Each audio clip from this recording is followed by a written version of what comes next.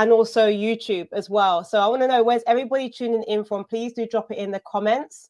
I want to know where everybody is tuning in from. I want to see what's going on. Where's everybody coming in from? Let me know where you are tuning in from. Please put it in the comments. It'll be great if we just know where everybody is. Can everybody hear me? In fact, give me a thumbs up so I can see my YouTube, my TikTok guys, my Instagram guys. Okay, I can see a Spintex on Instagram. My YouTube guys, where's everybody? Okay, London as well. Hey, Maxine, I just had a consultation with Maxine. Thanks for dialing in, Maxine, as well. Let me know where everybody else is. I'm across 3 different platforms as well, but thank you so much for joining. Today is really quite a serious discussion that I wanted to make sure we have. I am somebody in the spirit of transparency. I'm all about encouraging the diaspora to invest in real estate in Ghana, but I also think it's really important to showcase in the spirit of transparency different sides, things that also do exist and do happen. It's really important for us. Hey, I can see the Canadians in the building as well. But really important for us to be able to showcase and see what's also happening in real estate in Ghana. And so today, the conversation we're having is really focused and centered on a situation that has currently existed where a real estate developer has been taken to court by a number of different individuals because they had purchased a property, some properties, and unfortunately the properties haven't been made available to them right now. I'm being very careful with my words as well. I do also appreciate that there are 2 sides to every story, so I will be also offering Sucasa the right of reply. So if Sucasa or anybody from Sucasa would like to, of course, one day decide to come on and have a live and also share your side, I really would appreciate that, just so that we also have both sides to the story. And I will be also reserving my own personal opinions from this, just so that we do hear both sides and we keep it fair as well. But today I am going to be welcoming, we're going to be doing today's section in 2. There's going to be 2 separate sessions. There's going to be a first session with some of the individuals who have been affected by the Sucasa situation, who have actually led the charge of taking Sucasa to court. So they are the individuals who currently have the court case. They're fighting the court case in court in Ghana. So we are going to be hearing from them first, and then later on after them we're going to be speaking to some other victims who have, I've received no less than 10 individuals who have reached out to me to say they've been impacted by the situation with Sucasa as well. So a couple of them are going to be joining on the live stream after the first session. Okay, so we separated it from the individuals who've actually taken Sucasa to court, and then the individuals who are also impacted by the situation as well. Okay, so I want to be really clear that Sucasa are very open to having a right to reply, because of course there are 2 sides to every story, but it's also really important for us to hear from the individuals who have been impacted by the situation right now that is currently unfolding as we speak. For those of you that don't know, if you're new to me and who I am as well, I am somebody who's all about using my own personal experiences, but also the lessons that I've learned over the last 10 years of investing in real estate in Ghana to actually educate and showcase the opportunities that exist in real estate in Ghana. My website is diasporatohome.com. My platforms are across YouTube, Instagram, and TikTok, where I help to coach individuals, educate, and also consult with giving people the opportunity to actually invest in real estate in Ghana. So I handhold people through purchasing property in Ghana, but also making sure that they avoid certain situations and issues that may occur, because I personally have been burnt in a number of different times and occasions, and I'm all about ensuring that people don't go down the wrong way. I'm also big on in helping other people to actually get involved in rent to rent, so people that can't necessarily afford buying a property in its entirety, but potentially getting involved in actually leasing property from other landlords and putting that on also other platforms such as Airbnb, Booking.com, and other short-term rental platforms.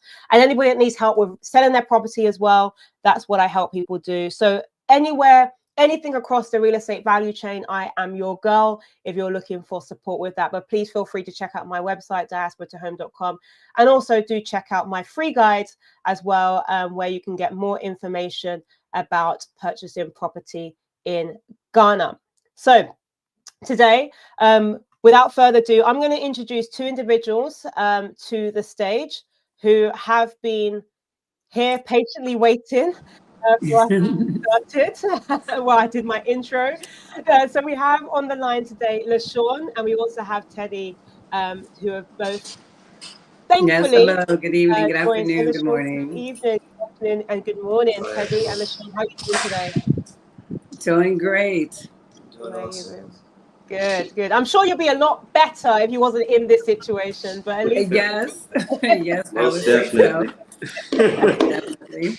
Let's kick off with LaShawn. If you don't mind telling me a little bit about who you are, where you're based as well, and just generally what you do as well, just so we get a bit of an idea of who you are. Okay, well, my name is LaShawn Rainey, so I'm currently here in the United States. I'm here in Columbus, Ohio.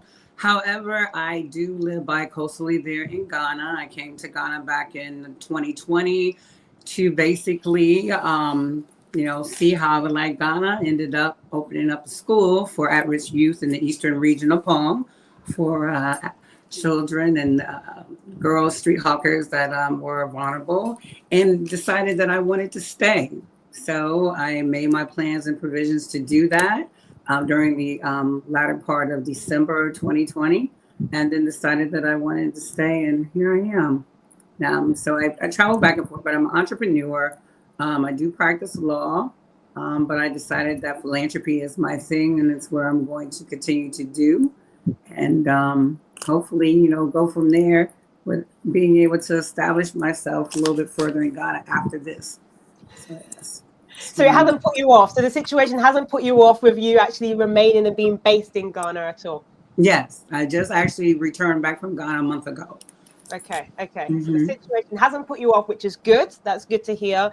But also amazing to hear some of the great work that you're doing. And 2020 seemed to be the year when everybody either gravitated there or during the COVID times. I remember being there myself during the COVID period, and that was really the birth of a lot of things that I now do as well. So yeah, really great to hear some of the philanthropy and the work that you do there. And Teddy, tell us a little bit about yourself. All right, hi everyone.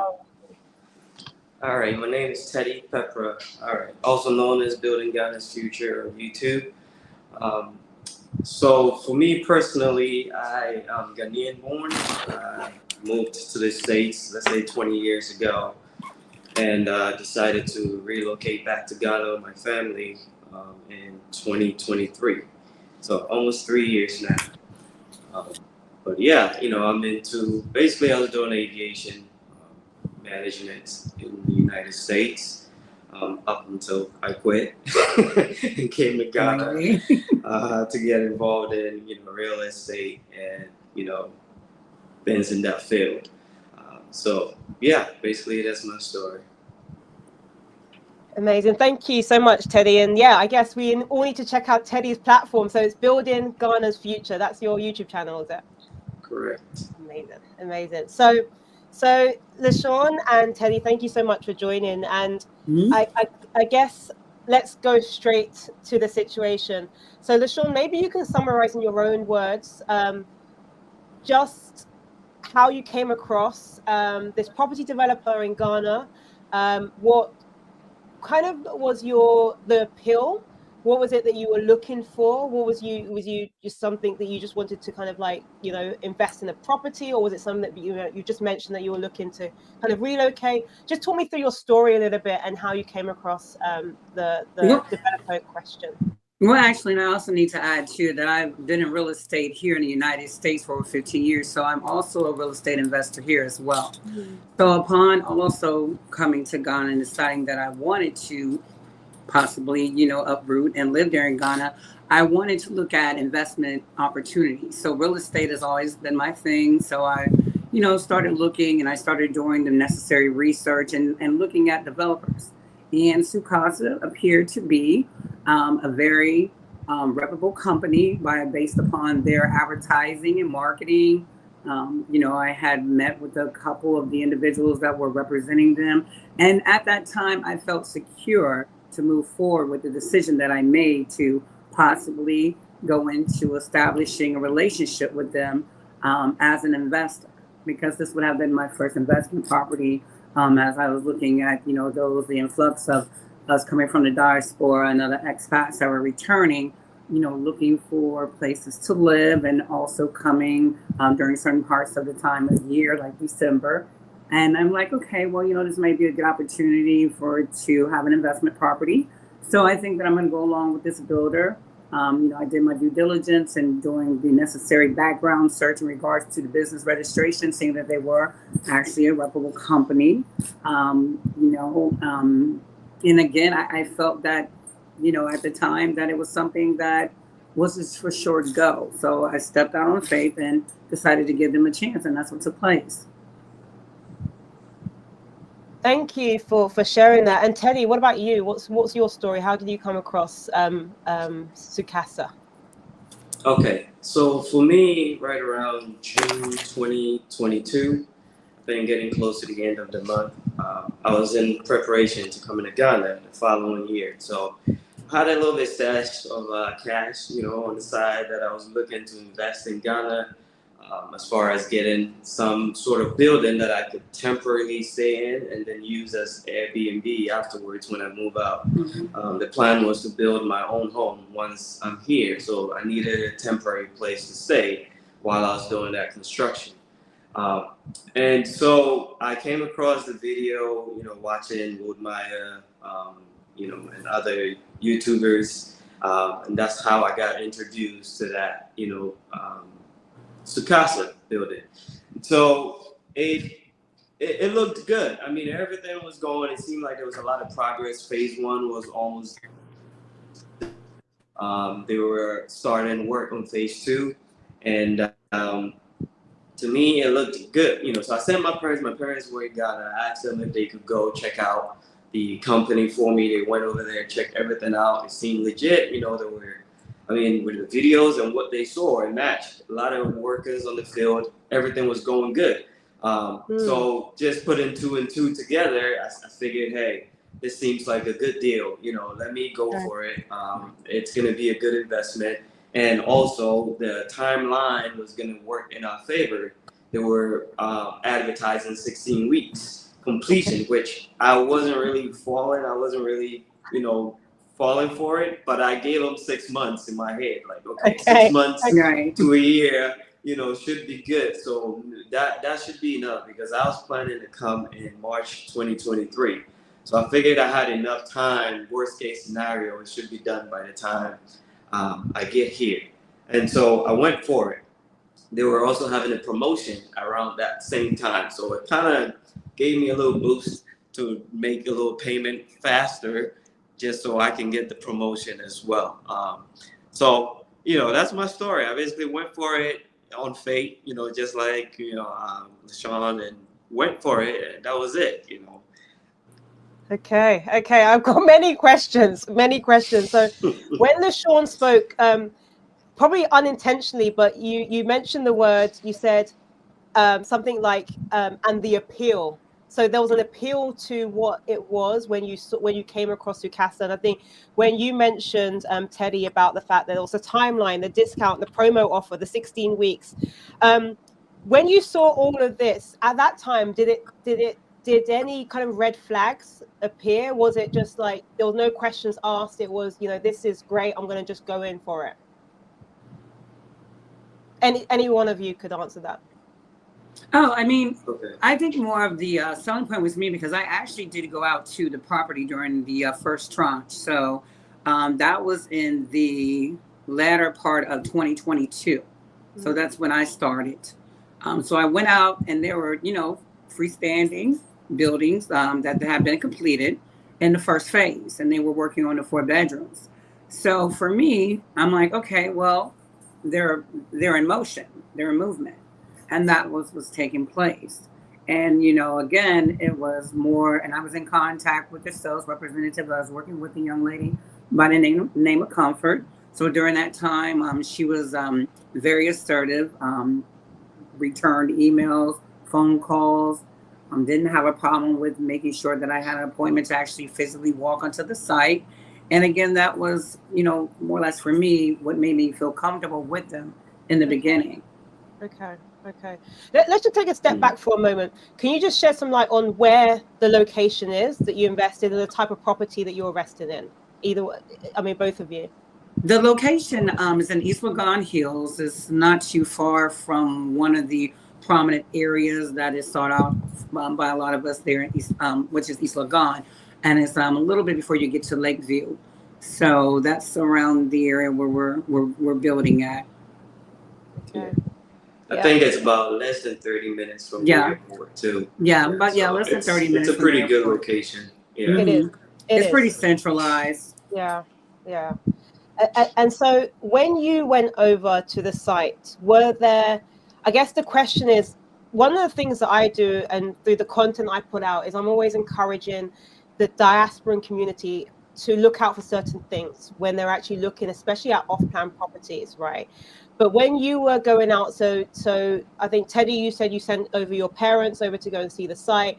And LaShawn, when you went over there, did everything just seem okay? That there was no red flags that would kind of like trigger you to start thinking, okay, this is going to halt anytime soon. Everything just looked above board. What was the kind of just general feelings that you got from both of your site visits? The first site visit, no, there wasn't any. I didn't start getting worried until around the following year, towards 2023, when I actually went back to the site and I went to see phase 3, which is the phase that I believe I and Teddy are both in. Is that correct, Teddy? Phase 3. So when I got to see the actual area where my property was due to be built and looked at that area, I'm like, okay, well, it doesn't seem like there's much taking place here. And why is that? Because now we're fully into a full year based upon when I had contracted with Sucasa. Okay. Same for you, Teddy, or? Yeah, it was the same. I was watching, a lot of videos on their updates that, they were having, and also, videos that my parents took when they were there. So I compared everything with my knowledge. I was in aviation management, so we were building the Newark airport. So I have knowledge on, construction as well. So just looking at all the activities that was going on, the number of employees running around, doing their daily activities and the materials that they had on site, and the progress that they were getting, week after week. It just seemed like there was no need to worry. Like everything was going to be okay. So it's a safe investment. Yeah. Okay. Let's be clear. So speaking about investment, can you just be very clear on what was the promise? So for those of you that have just joined the call or the session, we want to know what was the promise that was promised to you and what has now occurred. Teddy, you want to go first? Sure. To us, we're purchasing the building, right? Obviously, it's off plan. The plan, what they were really pushing was 16 weeks. We're going to be completed with this building in 16 weeks. You're going to have your keys. And the funny thing is, up till today, they're still giving the same promise, 16 weeks to complete that building. Even with the 2 year, almost 3 years now, delay, I still don't even have the foundation. It's not completed yet. They're still pushing 16 weeks to customers. So that's just how mind-blowing this whole thing is, So, it's, you give me your money either through a payment plan or you pay up front, and within 16 after 16 weeks, you're gonna receive a building. That was the deal we basically signed up for. And then also there was a guarantee that if you didn't want your building there, they were guaranteeing 100% you're gonna get your money back. So okay, that sounds like a good deal to me. If you're not performing, I can ask for money back. But if everything goes right, I should have my building in 16 weeks. Worst case scenario, 6 months for me. That's how I was thinking. But, obviously it didn't go as planned. Okay. Can I be a bit more specific here, just to understand? So you put down a deposit and or you paid 2 years ago? Is that right? Yeah, so mine is coming up to 3 years now. It was June 2022 that end of June 29th, 2022 was when I put 50% down. And in October 27th, 2022, I finished payment. Okay, so you For the finished paying business. for this property in October 2022, which was promised to be delivered within 16 weeks. And we're still Correct. here in 16 weeks, 2 years, Correct. 3 years later. Almost 3 years later. Almost Yeah. 3 years later. Okay. Okay. Was that similar promise for you as well, LaShawn? Yes, that was a similar promise to me as well. However, we went into contractual agreement November the 28th of 2022. I was asked to put down 70% of the purchase price, which I made a deposit of $29,050 USD dollars. Okay. And was given the same time frame turnaround. They received all payment in full prior to the commencement of the bill. So we paid in full. I was in one of the very first, me and Teddy were probably one of the very first ones that paid in full. Okay. Paid in full. Yes. Both of you paid in full by November 2022. We are now I can't even believe the date. Okay. Okay. And you were told that you would have received so was this a 1-bedroom property? Was it 2-bed? Was it 3-bed? How much was this property, if you don't mind me asking? Well, mine was a 3-bedroom with a boys' quarter. And again, like Teddy, I also was coming in on a promotional.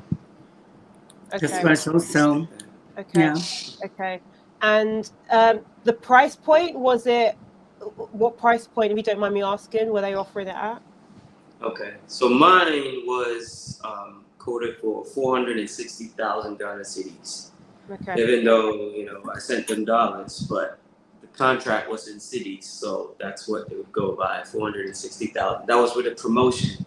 And if I had paid after June, which was one of the reasons why I pushed my payment a little bit quicker, if I had waited till after June, then it would have been 560,000 Ghana cedis. So about 100,000 Ghana cedis difference. It makes sense why you wanted to. I mean, I don't know why, but in the back of my head, when I heard you say that in Ghana, especially when you wake up very early in the morning in East Legon, there's sometimes you hear this van going around the area, says promotion, promotion, promotion. On a tannoy, it just reminds me of that sound, like promotion, promotion, promotion. You're right. That just comes to mind. But just so in all seriousness, I'll bring us back. In all seriousness, so Teddy, when you first took out the property, did you have a lawyer that you would engage through the process? Or... No, that was that was a lesson learned. I didn't engage a lawyer. Basically just went by their own contract. Okay, so they probably gave you an SPA. You looked at the SPA, you signed the SPA, you put down the reservation fee, you paid the deposit, you sent the remaining money over. Did you use escrow accounts at all? No, we didn't use escrow. It was just a wire straight to their bank account. Okay. Okay. And LaShawn, you are a legal practitioner. So did you represent yourself? Did you have another lawyer? What kind of legal due diligence did you do as you went through this process? In regards to the actual initiation of the contract, I represented myself. And again, because I do contract acquisitions, pretty much basically what I do overall and in my legal practices. So I felt comfortable with what was in the contract. So that's how that took place. Okay. So at what point now, we are in February 2025, at what point, LaShawn, did you decide that you've heard the promises, they haven't fulfilled the promises? At what point did you say, right, we need to take action here? Towards the end of December of last year. Okay. So December, actually the beginning of January, I would say towards the end of December of 2024. No, prior to that, I'm sorry. It was December 2023, but it was the beginning of January of 2024 when I said, you know what, I need to move forward. So this is what we're going to do. Because, I had been given, I actually had a tabletop meeting with one of their sales representatives from the UK, a gentleman by the name of Stanley. well, I believe, was that Teddy? I don't know if you had met with him. Yeah, I remember Stanley. I don't remember the last name, but yeah. Yeah, his name was Stanley Godwin Amu, I believe it is, Stanley Amu. So in December, matter of fact, December 22nd of 2023 is when I did a tabletop meeting at the office there in Sucasa, because they were located there in East Lagan. And, you know, I came in with my one of my liaisons, and we basically went over, you know, I just told him just to be pretty upfront with me, just like, you know, what's happening? Why haven't you guys delivered on my property? Because prior to that year, after they went into breach of contract, which breach of contract for me would have been June of 2023. Okay. So June of 2023, we were already in breach of contract. So moving forward, we get an email. I got a letter, and I think maybe, Teddy, you may have received that same letter. We talked about this before. April the 28th of 2023, we received a letter concerning extension of delivery timelines. So, and at this point, they're asking for us to give them additional 90 days from the start of May 1st. Okay. Which, again, we're already at we're approaching breach of contract. Right. Because I'm already around this time prior to then, in March, I'm already asking how far are we? Because again, I'm looking at a completion date of June of 2023. And I'm already asking this in March. And then we received this letter saying, hey, you know what? We have some things come up. So we need an additional 90 days from the start of May 1st of 2023. Which put us in August of 2023. So I said, you know what, okay, you know, things happen. And of course, you know, by me also being an entrepreneur and in business myself, I know things can happen. So I said, okay, no problem. So then August 2023 comes around and I'm sending emails. I'm not receiving any responses back. I'm contacting my sales representative, Comfort, not getting any phone calls back. I'm like, okay, so what's going on here? So a month passes, September. So finally, September, I get notification back from another individual that I have never spoken to, also by the name of Michael. And he starts sending me WhatsApp messages, basically marketing to me. And I'm like, oh, okay. So I'm like, excuse me, hi, but I'm a client. Why are you trying to resell me back my property? Are you? So, you know, I'm like, so at this point, I'm like, I need a phone call from someone immediately. So you need to get back in contact with me. I am one of the clients. My property was due to be completed August, and I haven't heard from anyone. I haven't heard from Comfort. At this time, I'm being told that Comfort is no longer with the company because they have some inter-office changes, change in management, and they're doing a restructuring. However, they'll be sure to have someone get back in contact with me, and that went another 30 days. No phone calls, no emails, no anything. So I would say it was probably around towards the latter part of October is when I heard from Stanley, who was the sales rep. And I said, hey, you know what? I don't know what's going on. He's like, listen, I said, I'm going to be coming back to Ghana. And at this point, Stanley tells me, you do apologize. We went past our deadlines again because of the restructuring of the company, the change in management. And you can be guaranteed we'll have your keys for you December of 2023. Okay. So this is what I'm told at that time. Okay. So I said, okay. So I'm like, all right. So I was like, I plan on being in Ghana. I flew out November the 4th of 2023 to come back to Ghana. At this time, prior to that, I was already renting a house. So I had already ended my lease. I didn't renew the lease because, again, just like Teddy, I'm assuming that, you know, I'm going to take possession of the property that I have. In the meantime, it's going to be my temporary place of stay while I'm in Ghana and taking care of my other affairs. And then when I get ready to build, okay, the property will then go into the areas of it being an investment property and Airbnb. So no problem. So I show back up in Ghana November the 5th, leaving on the 4th of November. And I decide to give Stanley a call, say the week later. And he says, well, I hate to inform you, but you're not going to receive your keys December 2023. And I said, what do you mean I'm not going to receive my keys on December 2023? Okay. So he says, well, some other things came up. So at this point, I'm already, upset. So I said, I tell you what, Stanley, I said, listen, I want to do a face-to-face with you.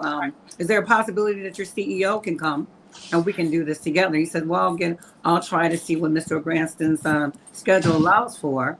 And I'll see if we can make that happen. I said, yes, we need to do that. Because at this time I was planning on, I needed to come back here to the United States to take care of a personal matter in January. And I gave a date. So I wait. He calls me back and says, hey, you can come into the office. I'll meet with you December 22nd. And that's what took place. So we had the meeting. And again, as I was saying prior, before I changed, gave you a time frame of how this took place all over 2023.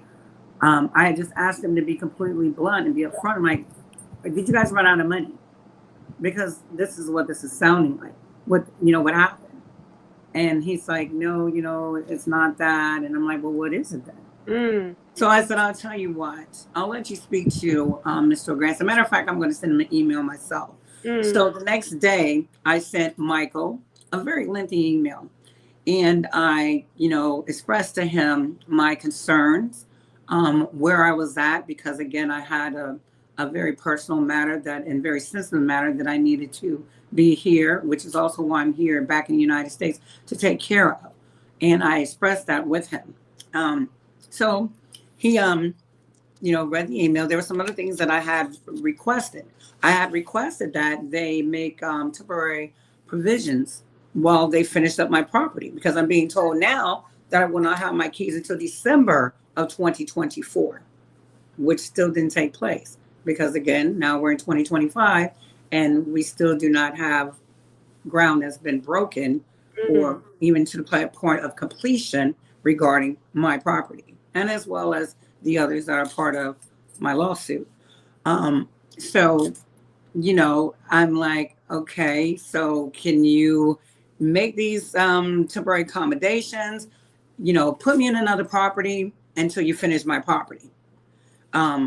Or, reimburse me if I'm going to go ahead and rent another property for another year, do that. So at this point, I've already started the necessary communications with legal counsel there in Ghana, because again, I'm not legally able to practice law in Ghana as of yet. Okay. But I do plan on doing so. So this is when I contact Attorney Oliver with our firm, Merton Everett LLP there. And I say, well, I need to now come in to discuss some things, because I feel that we're in a situation I don't think they can move forward. So upon him meeting with their legal counsel to basically, I try to come to an amicable solution, with just offering, saying, hey, we can take care of this.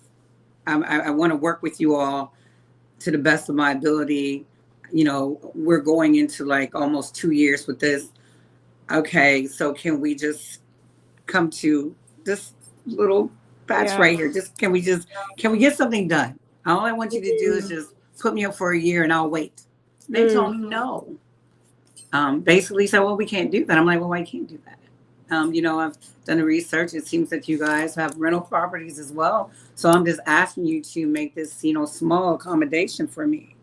And I'm being told no. And then I'm also being told that, you can't accommodate me with the sum of, at that time I said $7,000, because like many know, you can rent a property, and a property that I looked at where I was living at around the time I was going to go back and renew that property. My rent would only have been $7,000 for the year. So I asked, could they do that? And I was told no again. Okay. So upon coming back to the United States, I sent Michael a direct message through WhatsApp. And I, told him like, hey, I've waited for your answer, because Stanley did state that he was going to go back in and try to revisit this conversation with him again. And he said, well, he's pretty, he's a pretty, fair guy. I don't think it's going to be, definite no, but, I'll bring it back to him again, and I'll ask him again if he'll be willing to accommodate you with your request. And 4 days goes by and I don't hear anything.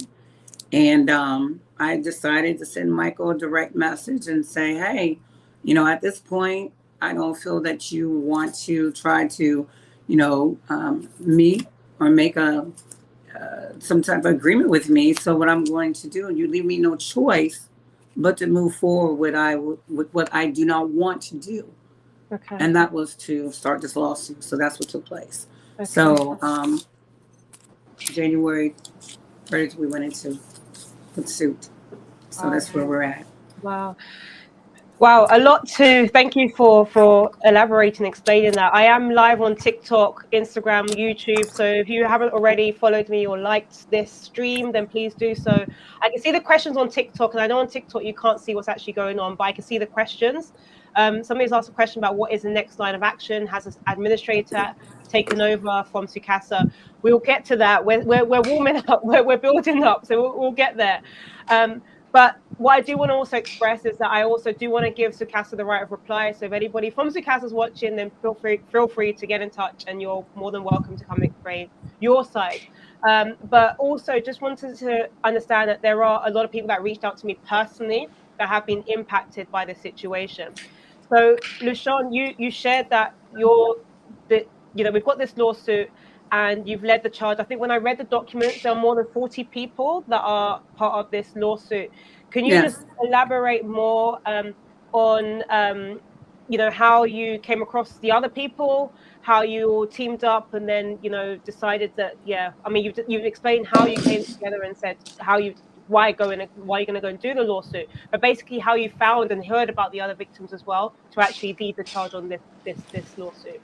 Yes, I started doing additional research, and I seen that there were other individuals that have been affected. I seen people that were reaching out on Facebook trying to just say, hey, I feel that I'm being scammed by this company. I don't know where to go from here.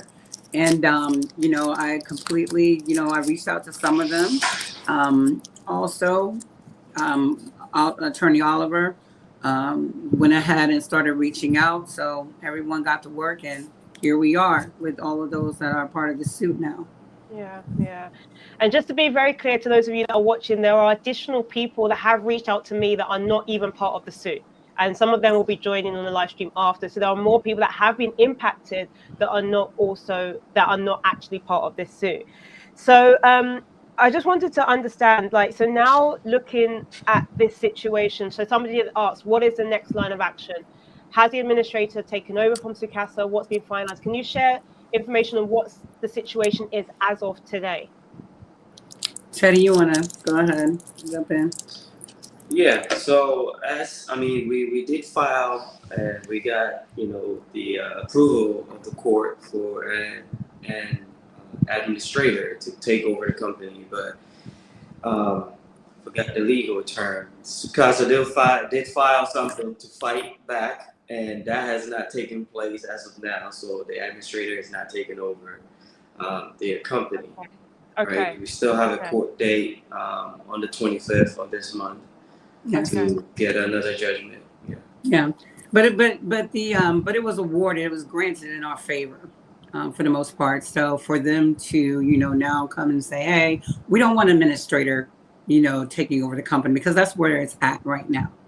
They basically, the high courts have ruled that they are to be stripped of their ability and management of Sucasa properties, and the administrator is to oversee and to make sure that those of us are fully compensated. I have asked for refunds, and that the commencement of said properties are due to be carried out, but just not under their control, because again, they feel that there definitely have been some mismanagement of funds, mismanagement of just overall the whole control and the whole functioning of the business itself. Okay. So to be clear, for the person that asked the question on TikTok, so they haven't been taken over by the administrator. That wasn't granted, or they're fighting against that. They're fighting against it. It was granted. So it was granted by the high courts that an administrator takes over to completely and fully carry on the operations of Sucasa. But they are fighting against that. Okay. And they are fighting being removed. Okay. And the fight against it, as far as I'm going by what I see in the documentation, the documents, right? As far as what I have seen, they're fighting using on the premise that payments were not made in the right frequency or according to what was agreed by some of the buyers, and therefore they weren't able to have the right cash flow in order to build accordingly. I believe that's the fight that they're fighting. Is that correct? Sadly, but yes. And, that is a poor argument. Okay. Because once Given again, that 2 of you have paid in full by November 20. for the majority does, but again, no development company should be 100% relying upon monies of said project that they were supposed to already been in position to build. You see? Yeah, understood. Okay. Because that's what's happening. They're requesting monies from other individuals so that they can complete properties that have already been paid by us. Yeah. So make it make sense, please. This is not how And this mind works you, in the world of business back at all. in, Especially I think, real estate. 2023, the Sucasa CEO did come up with a video, and he mentioned, this video is on YouTube, he mentioned that they had stockpiled material for up to 1,200 homes. Yes.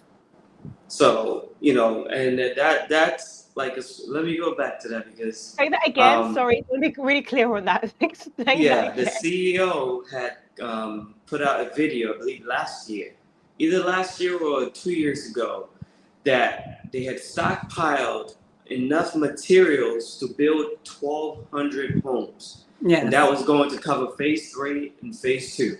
Yes, exactly.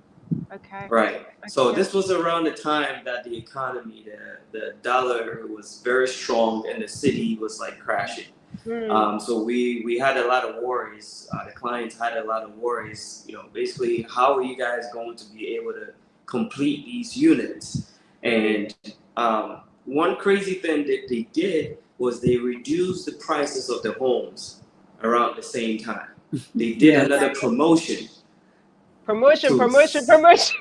Yeah, Another promotion. So that was a big red flag for me, but I had already paid them full at that time, so there was nothing I could really do but just ask questions. And one of the biggest questions was, how are you guys going to be able to fulfill your promise if you are cutting down on the price when the city is crashing? Shouldn't you be increasing the price to try to match what you need to buy? But no, they actually reduced the price. They tried to sell it to us again. They contacted the people that had already invested to purchase more units. Hey, this is a deal that you don't want to pass up, once in a lifetime opportunity. So when somebody asks me, do you think that they set out to scam you, I always say yes, because that didn't make any sense whatsoever. Because if I'm in business, I would not be making that move. But what calmed me down at that time was when he came out with that video saying he had stockpiled enough materials to build 1,200 homes. So I backed off. And I said, okay, maybe he knows what he's doing. He's already secured all these things, so he's good to go. And, that's when I backed up. And do you think that he was telling the truth? That there clearly no. Yeah, at this point, no, absolutely not. Absolutely not. It was part of the sales pitch to try to encourage and entice other buyers, other people to come in and pay money. He did not have it. Absolutely not. There is another individual who's going to be joining, who's not part of the lawsuit, who's basically in this exact situation. Their property, that she'll come on share, but it's essentially what you just mentioned. She the penalty of her actually taking her money out is far greater than her even just waiting it out. So it's become a really bad situation. Yes. So a question for you all: what would you say if you were going to do this again? If you were going to invest again, what kind of things would you have looked out for in hindsight? What are the things that you wish you knew, or the things that you wish you could have, like, you spotted those red flags beforehand? You know what? Go ahead, Lori. Teddy, because again, without and this is no, bad mouthing of the country. But, I think because, there are quite a few of these stories and situations, it makes it very difficult for me to be able to answer that question wholeheartedly. Because when you're thinking that you're doing the right thing and you've done your due diligence, and then you have the situation, it's like, who really can be trusted? And again, this is not to discourage anyone from coming to Ghana to invest, but I really feel that there has to be more done on a governmental level to make sure that there are people that are going to be doing the right thing. That the standards and there are policies that are put in place to protect us, laws to be made there in Ghana for those of us that are coming to invest. That certain companies have to go through a certain part of procedures. They have to pass certain laws. There has to be a institution that has to be built in order to these things to be avoided there. Yeah. So Think? there's when there's corruption, it's sad, but it puts a really bad taste in a lot of people's mouths coming from the diaspora, looking to start anew and wanting to have a better chance of life and just even investing. But there's definitely some things that needs to be done on a governmental level to avoid these type of situations. Agree. So I would start there. Yeah, I mean, I agree, and I appreciate you did say it. I mean, it's why I do what I do, right?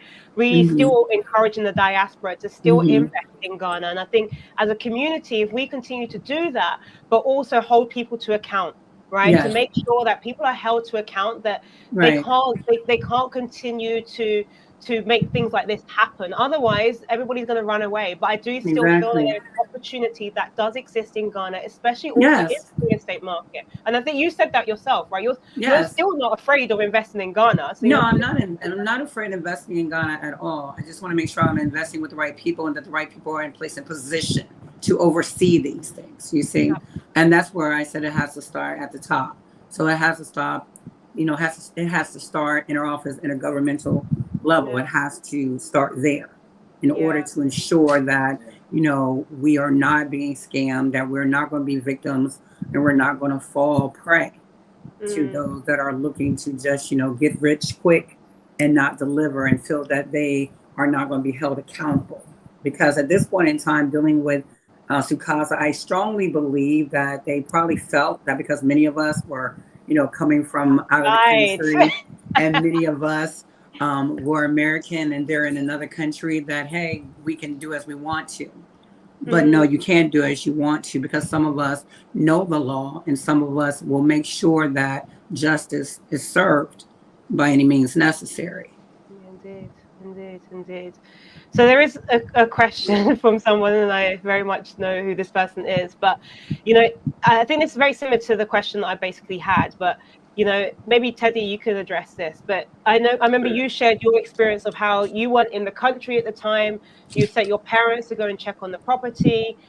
When you had come into Ghana, you've done the things that you needed to do. Everything seemed above board. But if your situation had been different, so to say, to read this question, right? You said that you didn't involve a lawyer, for example. Would you have involved a lawyer? Would that have changed the situation in any way?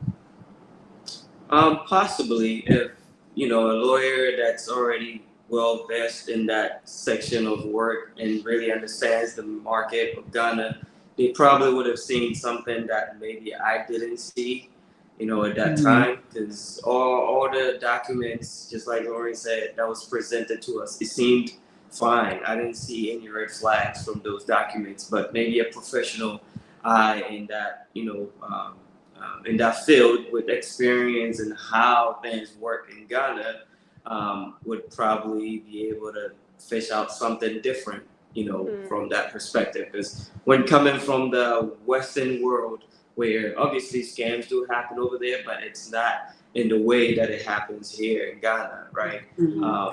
Things are a little bit different. And I could even take it in the field of, you could be buying land from a family or whatever, and it could seem legit. The person selling that land to you is legit. Yeah. That's a rightful owner.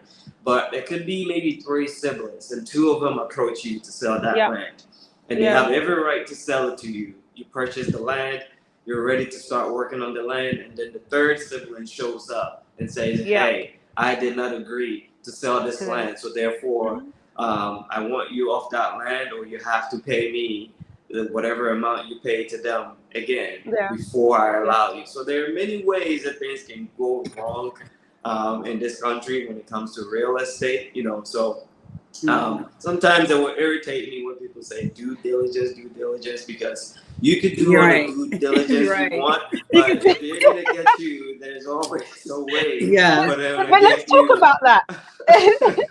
Let's talk about that, because I'm a big believer. I do always say that. I personally say due diligence. I can't pronounce it, but there are certain things that I do believe. I mean, for example, if it was paid through an escrow, so I'm a big believer that, especially when it's off plan, pay through an escrow, so that when, with an escrow, there are certain milestones that the developer needs to be able to hit in order for the payment to be released, right? So in one way or another, your money is, I mean, I get your situation, especially when it's promotion. You want to just pay so that you actually get the okay. I have something to say, because this was an escrow account. Oh, that these monies were sent to. Okay, but how was the payment released when the milestone wasn't hit? What milestones were agreed? As we're completing and going across with the contract itself, so we were again completing payment. Monies are being wired into this so-called escrow account. Their escrow account, or a third-party escrow account? Their escrow account. Okay. So so I would recommend an independent escrow account, so that, because it's their account, they can of course say they've hit the milestones, but an independent one means that you can then also hit certain milestones. When that milestone has been hit, then that money is then released when both parties then agree, right? So that's just one way. I'm not saying that would have, I'm not saying at all that would have helped, but it's just one potential way, right? But also from another aspect, do you think that if in the SBA agreement or in the other documentations there could have been other penalty clause that could have been, I don't know if it would have held, but other penalty clause and the eventuality that if it missed timelines, that certain monies could have been repaid, or certain penalty clause at all? Well, they're the ones that set up the penalty clauses. That's the thing. So all the penalty clauses were drawn up for the contract, which I have right here, stating everything in regards to what they agreed to do and if they were not able to execute per said timelines. So again, you have a contract like this, and it's outlining, in consideration terms, and therefore construction timelines, if we fail to do this, if we fail to do that, then we're giving you 100%. We agree to reimburse you 100%. Okay. Like Teddy said, you're going to get your money back. We're guaranteeing you 100% refund. Okay. If we do not meet that deadline, then again, we will assess on our own accord another 40%. Right. You see, that is what's in my contract. Right. Wow. Okay. So, the various things were put in place, but I was just, I think the question comes to mind in terms of, if we were going to do this in hindsight to avoid situations like this, I think escrow is one way. Making sure the SBA also is something that maybe is drawn up by an independent party, maybe potentially, that could potentially have clauses that potentially might hold true and work in your favor. There are different things that I normally work with my clients on when it comes to thinking about all the various ways in which you could try to avoid getting in situations like this. And one of those, I'm not a big believer in paying all the cash down up front. And another thing I'm also a big believer on is finding other ways to just draw out the payment cycle as well. But those are things that, when I work with individuals that I do. But just, Teddy, now looking at this in hindsight, what's your hope? What's the hope now that the lawsuit, I think maybe LaShawn, you can share the timelines on the upcoming dates with the lawsuit and what's now happening, and then maybe Teddy, you can kind of wrap up for us and basically kind of what your hopes are and what your expectations are given the current situation. Well, with our next upcoming court date that is stated, I believe February 25th, correct, Teddy? Is it February 25th?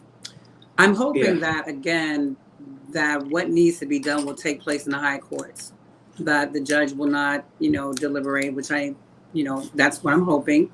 I will not speak too further into that in the event that takes place, because, again, I do have a backup plan for that. Oh, okay.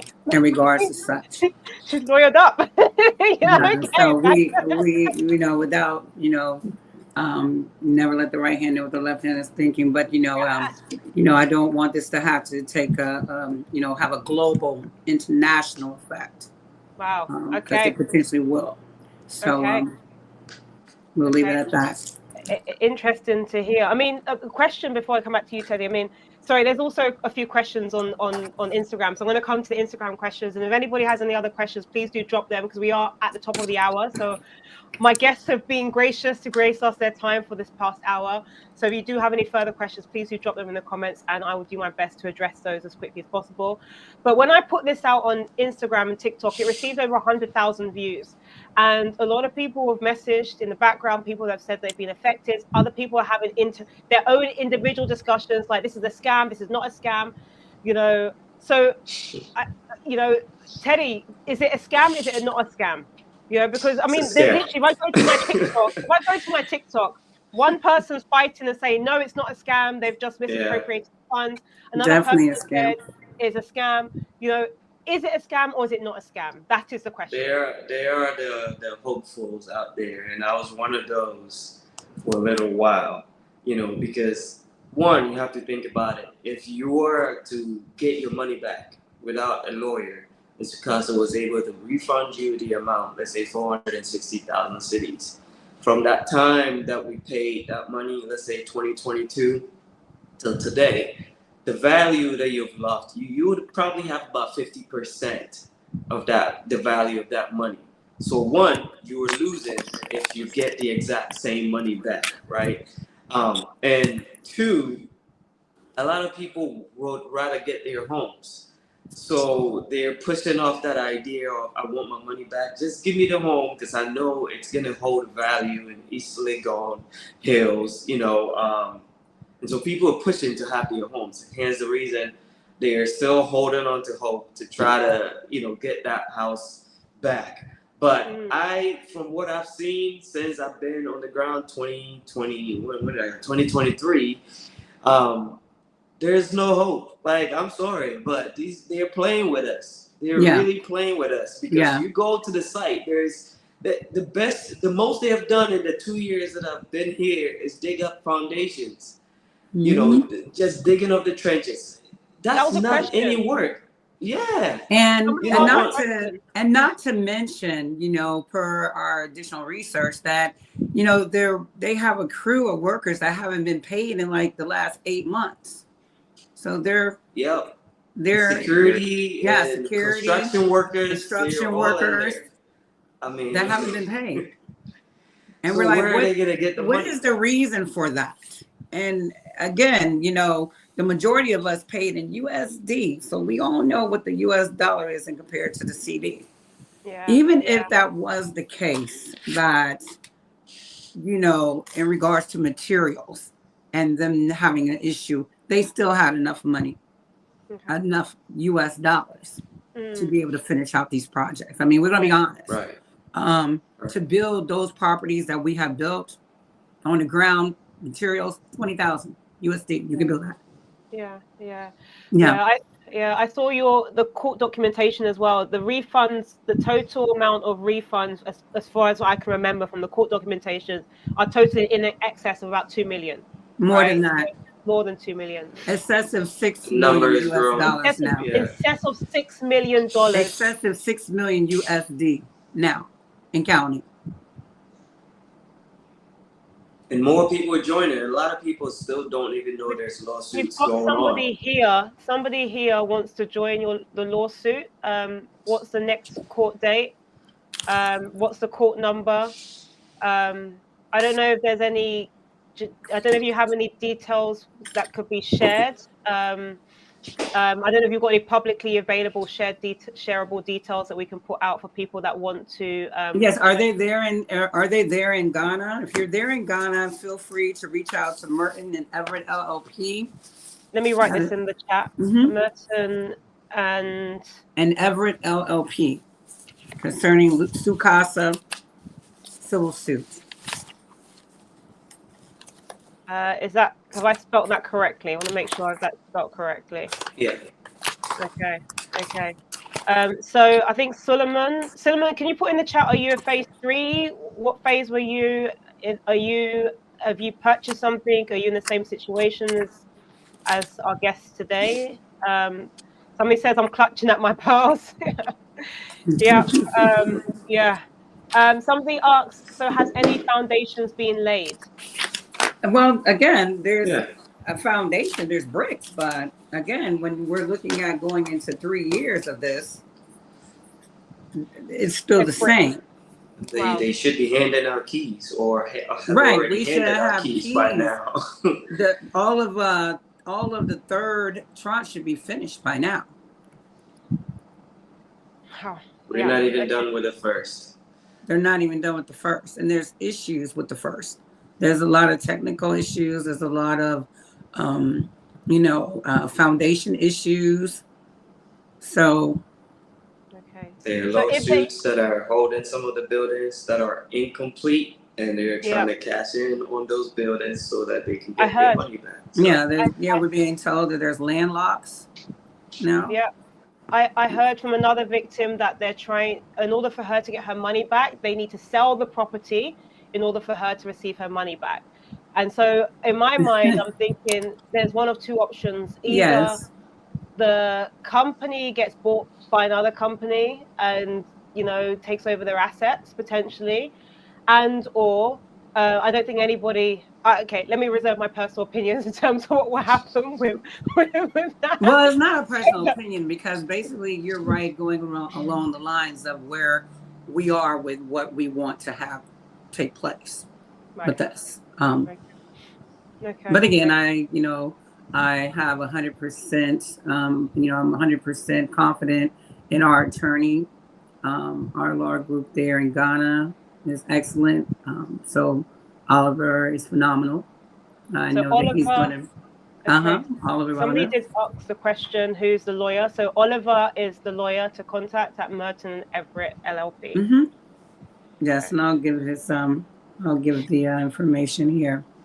If anyone would like to contact, you can go to the website at www.mertoneverett.com.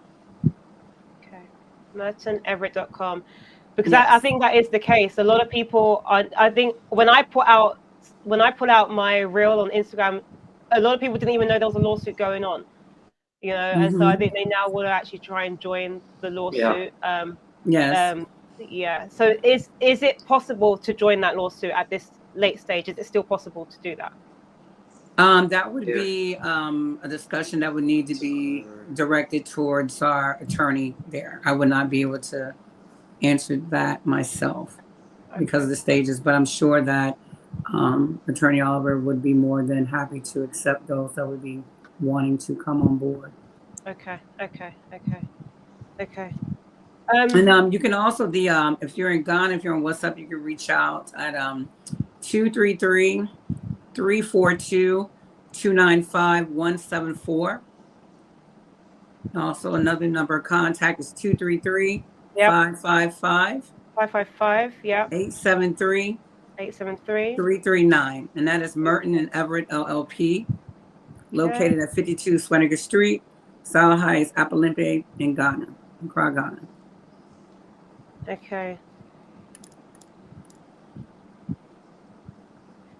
So I'm just sending this to other people. Quite a few people were messaging me to ask for these details as well. I do appreciate you coming on to actually shed some light on this. Does anybody have any final questions for my guests as well here? I mean, a question I do want to ask Teddy, because I know, Shana, you've shared this, but if you had, I mean, are you still somebody that would invest in real estate in Ghana, despite this situation? Would you still invest in real estate in Ghana, Teddy? Oh yeah, I would. I mean, I still am buying land, here and there. I have several acres of land since I've been here in 2 years, so I'm still investing. Just when it comes to, let's say, buying a building, Yeah. I think right now I would rather purchase like a finished product. Yeah. Compared to that something that's off plan, because Okay. it's easier that way. But it's cheaper to buy something that's not been built already. That's the thing you have to weigh over there. So if it hasn't been built, it's much cheaper compared to something that's already been built, and they're trying to make profit off of it. So yeah, wherever your money will take you, I guess that's where you go, and that's the risk you take. But for me, if I'm purchasing something, it would be something that's already built. Okay. And if it's not built, then I would be there myself to watch the entire process. I always say that to my clients with it myself. So I definitely will be buying additional land, and I will be my own owner builder when the time is right. But I'll be overseeing the project. Right. But if you have somebody trustworthy, definitely, just make sure you know who it is that's helping you purchase the home, that you trust them, because let me just leave it at that. Right. Okay. Solomon, I see your question. Feel free to reach out to Merton. The number is also here, so you can find out the next court date from Merton and Everett. So please feel free to reach out to them. But Teddy has shared his said that he is team already built. So if he's looking to buy property again, he's going for already built property. I'm still very much a team off plan, because you can get it affordable. You can get it at affordable prices, but only if you do the dreaded word, the right due diligence, which is super, super important. But yes, any final remarks before I let you go for this evening? I do have another guest who is here, so feel free to stay around, who's also been impacted by the situation. But any final remarks from yourself, LaShawn, and also from you, Teddy? No, just thank you for having this platform and doing what you do. Thank you for having us on, and that's it for me. Yeah, thanks a lot for giving us the platform. Like Mr. Sean said, we appreciate you hearing us and your fans hearing us out. It hasn't been easy, but we appreciate the support. Yes. Look, my hope and my prayer is that, like LaShawn said earlier, there's people that we need to hold to account. And that's the reason why I do what I do, to make sure there's transparency in the real estate market as well. But I do hope and pray that you all get your money back. That's over $6 million that is locked up right now by Sucasa. Allegedly, let me add that term, please, on this platform, so that they could generally get their money back. So my hope and prayer is that you do get your money back. But if you are open to people reaching out to you, somebody said, do you have any social media platforms? I'll leave you to share it. If there's any ways that people can get in touch with you, let them know. Teddy, I don't know if you said you've got a YouTube channel, so I don't know if you want to share your YouTube channel. That's Building Ghana's Future on YouTube and also on Instagram. Building Ghana's Future. Building Ghana's Future. Yeah. Building Ghana's Future on YouTube and Instagram. Amazing. And lawyer Lashana, I know she's going to be practicing soon in Ghana, and we've seen that she's a full force. So I think if you already need somebody to fight your corner, Lashana, how does somebody get in touch with you? LaShawn, you can reach me by email. It's lraney@gmail.com. So that's LRANEY enterprises@gmail.com. Amazing. Brilliant. Well, thank you both for joining. I do have Felix here, who is another individual who is part of this, another victim. But I appreciate you both for joining today. So I'm going to continue with Felix, who is also I think there's some issues with the line, but Yeah, I yeah, don't know. Let me see. Can you guys hear me? okay. Yeah, it's a bit cracky. So you might want to sort that out. But Sean, thank you so much. We appreciate you joining today. And thank you, Teddy, as well. Thank you. Have a great evening and all the best. All right. All the All right. best. Thank you. All the best. Bye-bye. Yes, so Mr. Felix, welcome. You're on mute, I believe. I think I need to unmute you. You're Hello, can you hear me now? brilliant. Yes, I can hear you. How are you doing? Good. Good. Yeah. I mean, it's great to have you on. So for those of you that have just joined the session today, we're live on TikTok. We're also live on Instagram and also on YouTube. And essentially, we are providing more transparency and more visibility to those people that wanted to find out about what's happened with the Sucasa situation. I put out quite a few Instagram reels and collectively received over 150,000 views, with more people just asking questions, what's going on. People have been debating with themselves on whether things are scammed or not scams. That is the question. And people reached out, such as the gentleman who is here, who mentioned that he is also one of the victims. So we're here to hear him out, hear his story, and find out more. So over to you. Let us know who you are and the situation that's occurred for yourself. Okay, my name is Felix Botre. Actually, I'm an IT consultant in Maryland, in US.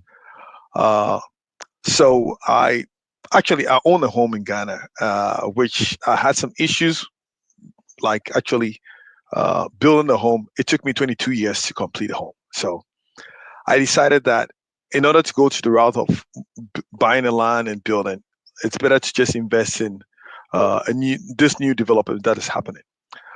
I did not do a good research, that I'll admit. So it's something that came up on TikTok. When I started joining TikTok, I started seeing this investment properties that people are posting. However, I already purchased the home. When I saw it on TikTok, I made my sister go and do an investigation.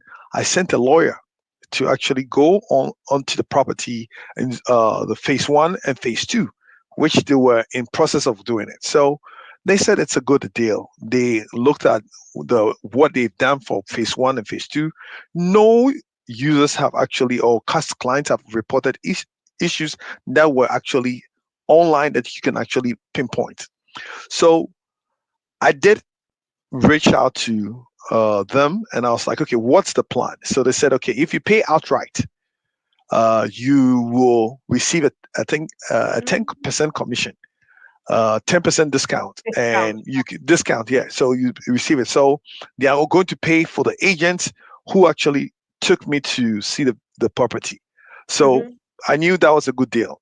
I think I spoke to the agent. I think I have the agent's name. He's one of the top real estate agent. It's auto play or something. Let's leave it out. Okay, sorry. So he actually took me to that place. Okay. So he said it was a good deal. Okay.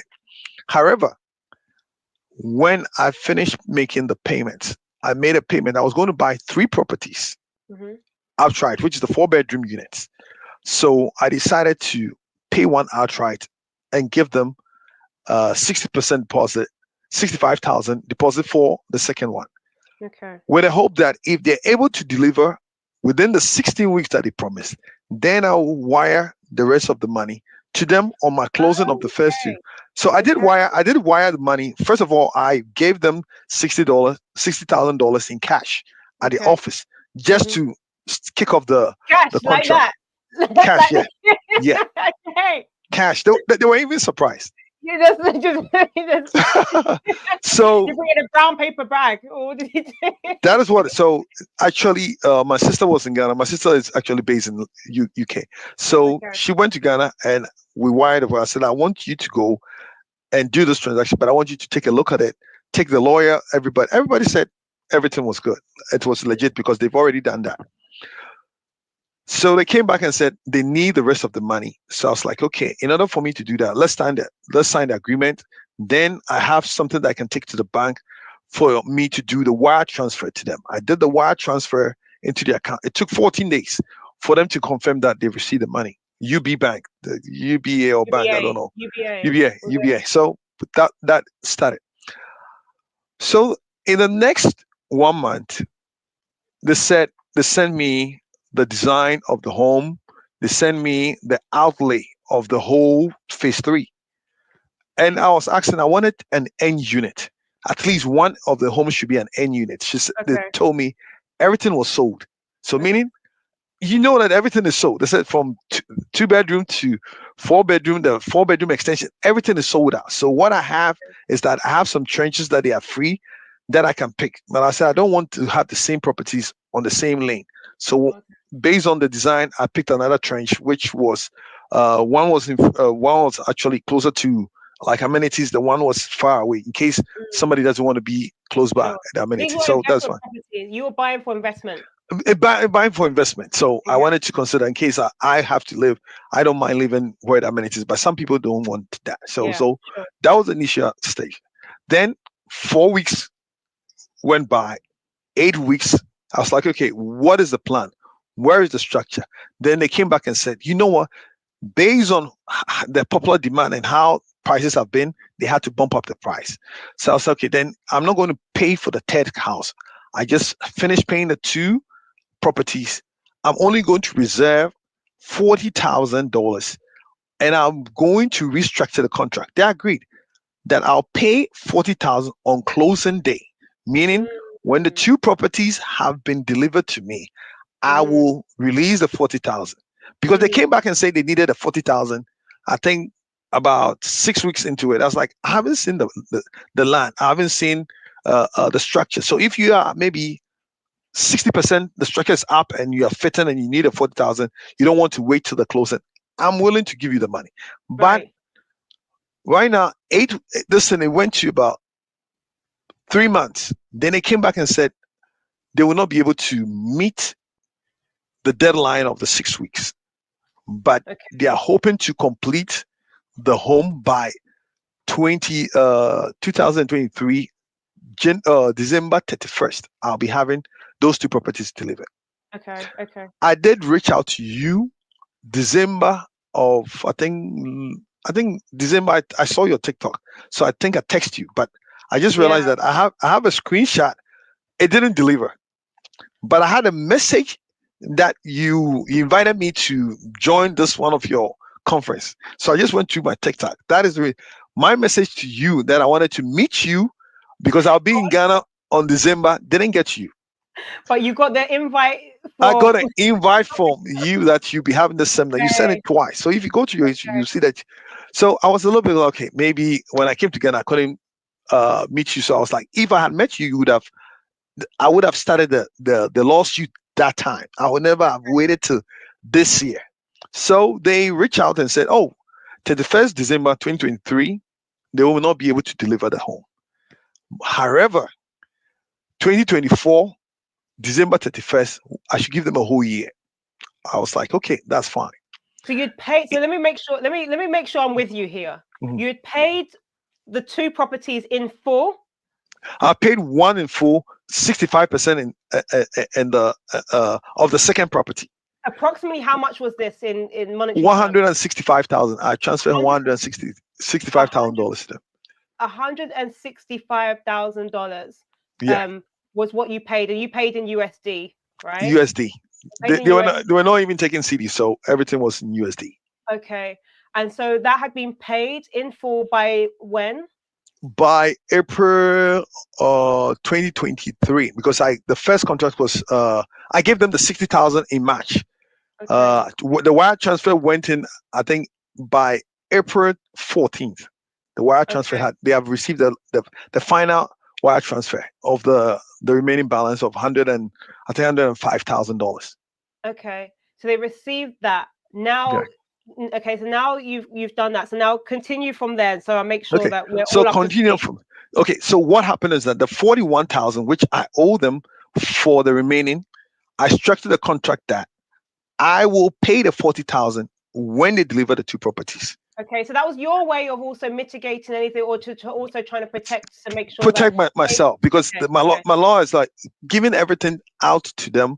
yeah, It's yeah, Ghana. At least yeah, just hold something that they correct. would like to come for it. So as of 2023, that is about, it should have been in 8 weeks, but they didn't fulfill it. But they said December 24th they were going to deliver the house, the two Right, houses to me. Middle of 2024, they reached out to me and said they need a 41,000 of the rest of the balance. I need to make the payment to them. Otherwise, they will not be able to deliver the house. That's the first. okay, That's the first red light I did not follow through. Because I was like, right, okay, this is Ghana. I'll just don't mind them. Then they mm-hmm. called back again and said they needed the money. And I was like, I've paid one. You just deliver the one. Let me know that one house is delivered. I'll give you the 40,000. Absolutely, They said they yeah. cannot. They cannot deliver the one, and they need the 40,000 to deliver both. And I was like, that is silly. I'm not going to even do that. And the one that you'd already paid for, what building activity had been done? Like Nothing. what? Okay, there's no structure. As of Nothing. now, phase 3 doesn't have the 4-bedroom units that I paid for. So you're also part of phase 3. I'm part of phase 3. So did you hear the conversation earlier on with the other two guests? No, I didn't. I just joined because I was just presenting at work, so I just joined. Okay. So you're also part of phase 3, and they also shared the fact that yes, as of now there is nothing that's been going on. So you've paid, for those people that have just joined the conversation, you've paid $165,000 to a developer in Ghana. You paid for 2 properties. You're about to pay for 3 properties. Mm-hmm. This was back in 2023 that you finished. Yes. You finished paying, and as of today, February 2025, none of those properties have been delivered at all. There's no structure. Okay. There is like you cannot go to the place and say this is the trench and this is the address. So at least when there's a structure, they've said it. There's no structure. So the structure that are on phase 3 are only 3 bedrooms. So my lawyer went there. They did a research about the whole thing, and they realized that no, even if I give them 2 years, I'm not going to even. Even if you give them 2 years from today, they will not deliver it. Okay, wow. Okay. So they actually reached out. I think about 2 months ago. Mm-hmm. That they wanted to talk to.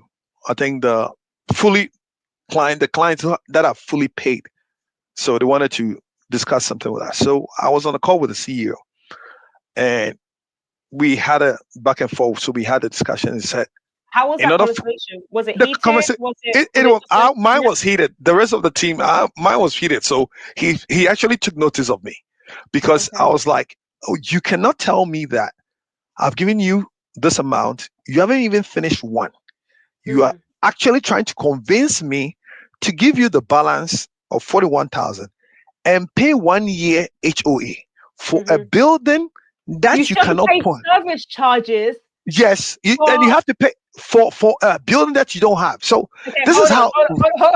Sorry, I need to back up for a moment. For those of you that don't know what HOA fees, these are basically service fees, service charges. Okay, so you're saying to me the property wasn't even built, but they've asked you to provide 1 year of service fee when you're not even living in the house. You haven't even got a house. There's no structure. You take it. How ridiculous is it? There is no structure on phase 3 that people live in. So meaning when you go there, building for 3 bedrooms. So if you don't have you didn't buy 3 bedrooms and there's 4 bedrooms, they want you to pay 1 year service charge upfront. Okay. Before they'll even point you to the structure they're building for you. That is how silly this thing is. Because like the CEO is a fraudster. I'm just using the word fraudster. He can actually I've sued him personally because I made my lawyer be on the call so that they can record the whole thing. Because the most fraudulent thing is that he's convincing people that you should pay the service charge because it is required. However, you are not being forced to. But if you don't give him the service charge, you cannot have your house. Okay. I Okay, need to back. okay, I take need it. to back, I need to back up for a moment. I can send you the documents. I can say, I'll forward you emails. Just we got on a call with him. They said those who are fully paid, people who still had issues with phase one. Apparently, we didn't discover till the calls that we realized that people have sued him in phase one. That was not made public. That is how I'm saying that the way things are is based on the judiciary system in Ghana, Oh, no. where it's not that people get away with they get away with crimes because the system allows it. It's nothing to do with them, because if they are held accountable, they will do right by people. What they are doing is something that is allowed in our constitution. Why is it allowed? Because a judge will sit down, know that he is wrong, and still side with him. That is something that we have to. It's not something that he's doing. He's using the system, because he told us, he came on with this arrogant feature and said, when you even sue me, you're just wasting your time. For somebody to tell you that on the call, it means what? He knows what he's capable of doing. Sorry, that was mentioned on a public call. He said, "Hey, on the public, what are you going to do? Right now, what are we going to do?" You ask yourself, what can you do? Do you hold him in the gunpoint? What? The law is going to be on the side, because the judge is not going to see any evidence. If you can give him the judge evidence, the judge will delay the case, adjourn the case. They adjourned the last one, right? They're supposed to meet February 25th. Do you think they're going to take a decision? No. It's going to be adjourned again. They're going to buy time. So the only thing is that you need to also find other ways, means where you can actually cause a little bit scary, where you can organize people to go into their offices and make route. That is when they respond. They respond fire with fire. That is how it is. Because when he said that, guess what? He organized another meeting where we do one-on-one with him. He came on a call with me and said, "I've had news, Felix. I know we have disappointed. Okay, this is what I'm going to do to you. If you need a house, I can get you a house. But the house that you are going, listen, the house I'm going to give you in phase two, you have to pay me $250,000, and I need the money." Sorry, I've got so many questions. Sorry. Okay, he said, this is not funny. It's so ridiculous. Sorry, let me refrain. Let me be impartial. I have to be impartial for the purpose of this platform. But I'm laughing because if I don't laugh, I will cry. I'll forward you the email. I have all the email communications between myself and their lawyers. They said to me, if you need a house in phase two, I can get you a house in phase two, but the price is $250,000. Wow. So your situation sounds like Tamara has just joined the line. I'll add her very soon to this line, because she's also facing a very similar situation. So I'll get her. She's here. I'll get her to be prepared. My heart feels for everybody that's good. First of all, let me just be very clear. My heart feels for everybody that's going through this situation right now, because I feel the heat from everything you've just been saying. You even said that you had a lawyer. You know, have you actually sued him, or you haven't sued him yet? We've sued the company. They haven't responded. We've sued you see, the whole thing is, he doesn't give his full information out. He doesn't tell people where he lives. Everybody like in the company is scared of him. So the first red flag was that the way they were. Every time you deal with an employee, the next time you go, that same employee has been fired.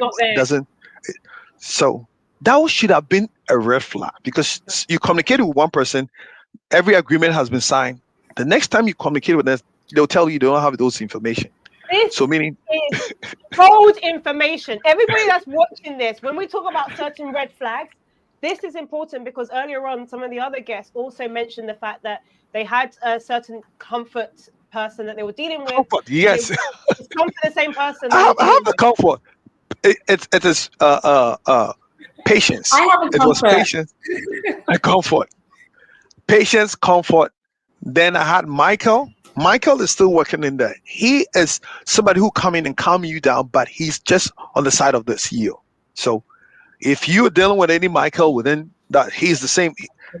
So this is what the ironic thing is, that they came and said, oh, you know what, deal with our lawyers. Our lawyers will sort this thing out if you want your money back. And I was like, I don't need my money back, because if I have to get the money, I know I'm not going to get it. But one thing that I know for certain, phase 2, you guys have taken the money, you've built it.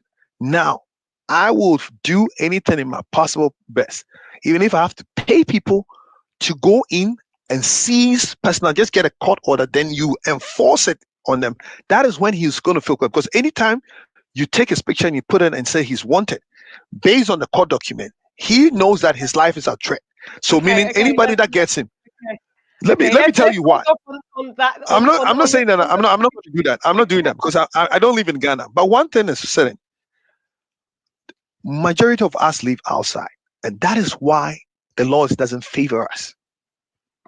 If I'm just being real, when we got on the call, everybody that was on the call was living outside Ghana. So how can we enforce?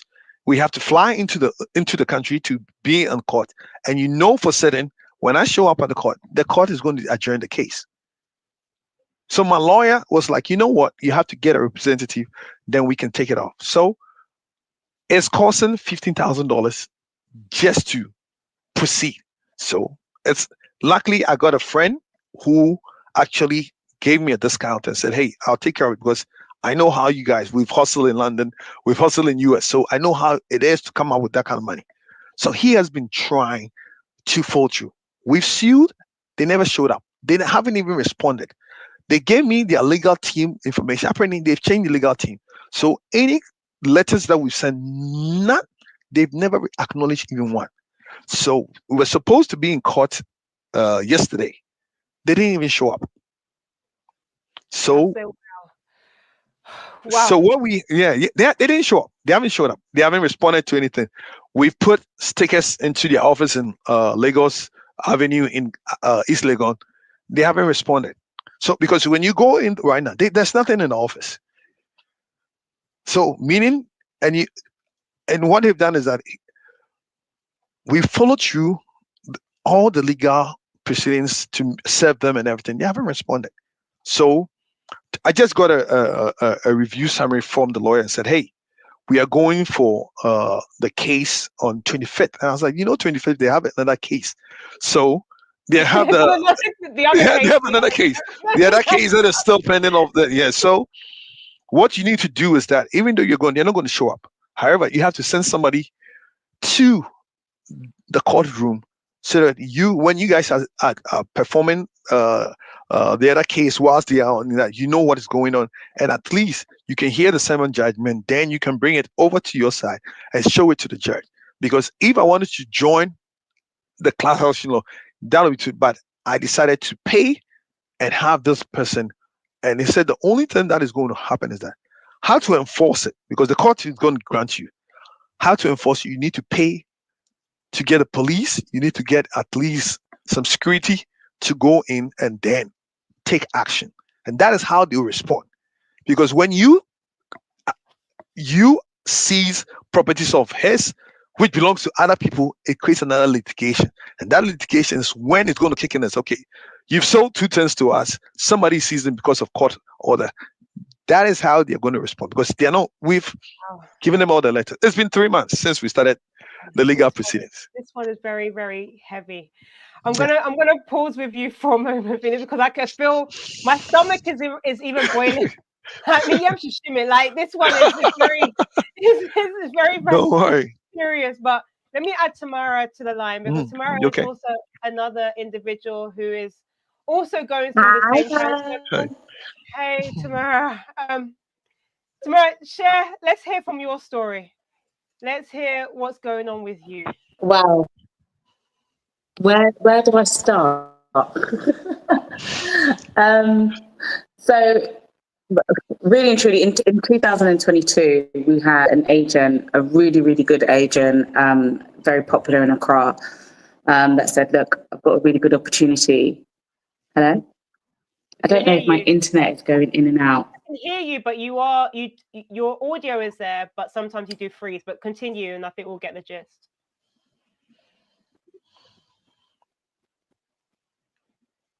Could you hear us, Tamara? I know she's currently in Ghana at the moment. Yeah. She's currently in Ghana, so we know not Hello? only do. Yes, we can hear you. I think her internet connection is a little bit. Yeah, Tamara, now we can hear you now. Can you hear me? Yep, we can hear you.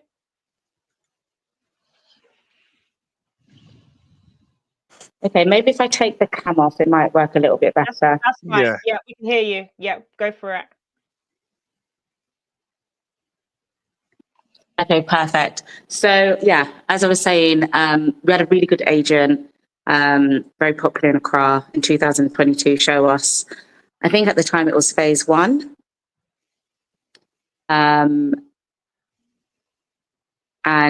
yeah, said it was a really good deal, was off plan. I think at the time it was 57 or 60K or something around those lines. And we kind of just said, yeah, let's go for it. The first red flag was how quickly they wanted that 50% deposit.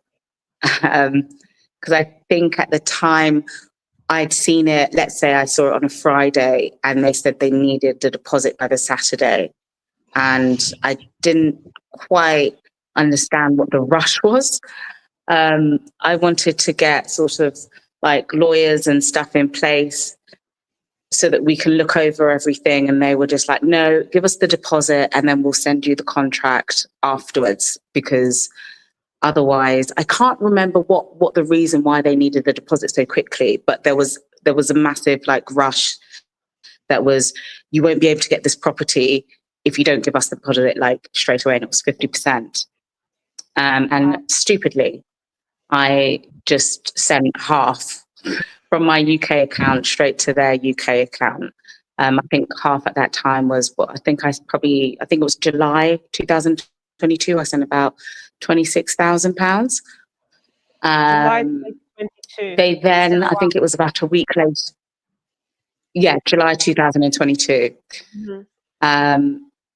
I think it was about a week later, then they sent me the contract. I looked over the contract, and I think the payment, the other 50%, they wanted it paid after 2 months, but that would leave, I think at the time, about a substantial amount of time before the completion date. So I said, I would only give the 50% 2 months before completion, and that is even after I have to see the property and it has to be at least 80% completed. They said, okay, fine.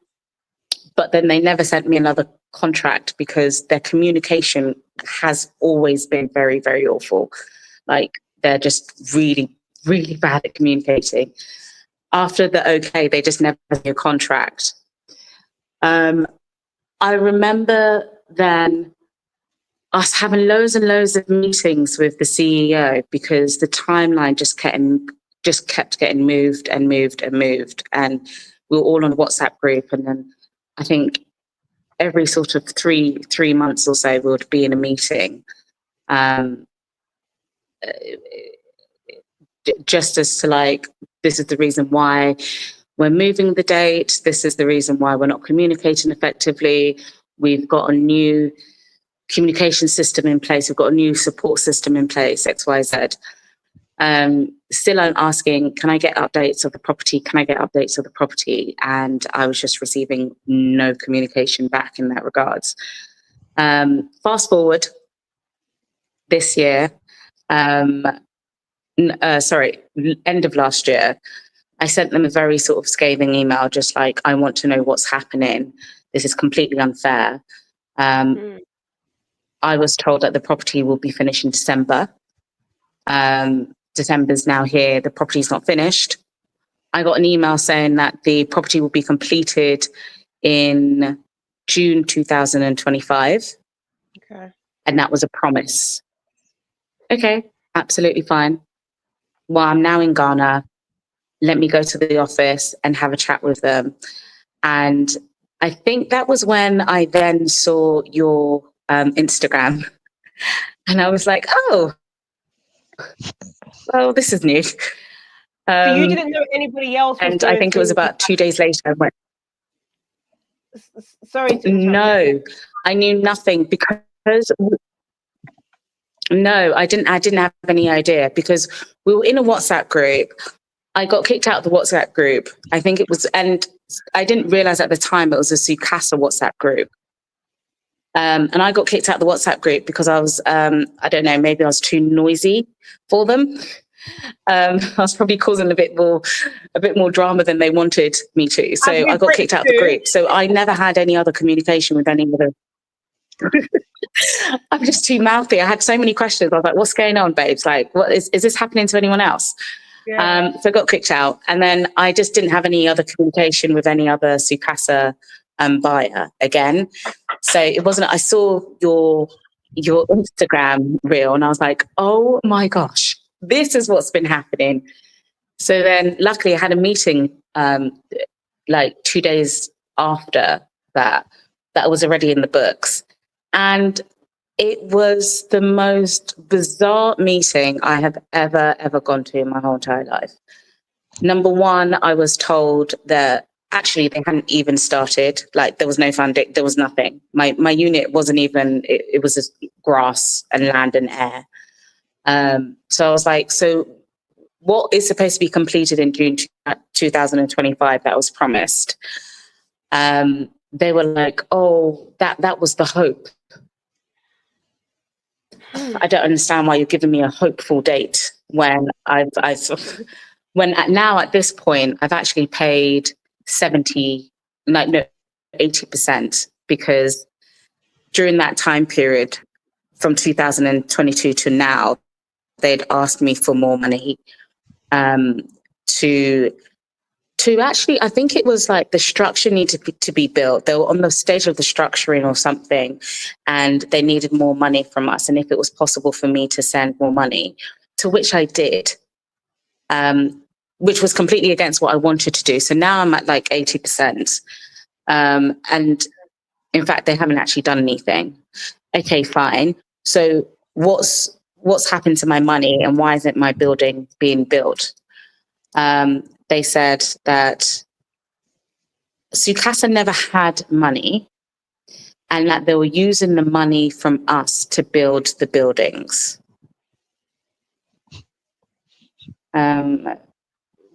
Which I was a bit like, okay, is that normal?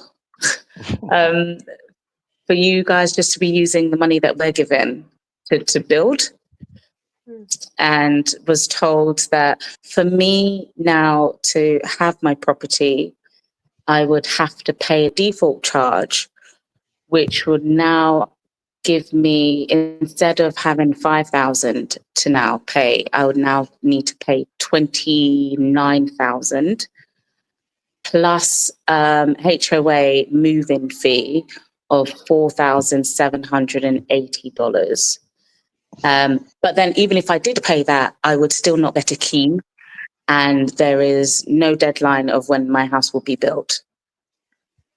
Tamara, I've got some, sorry. Let's just pause. Pause for a moment.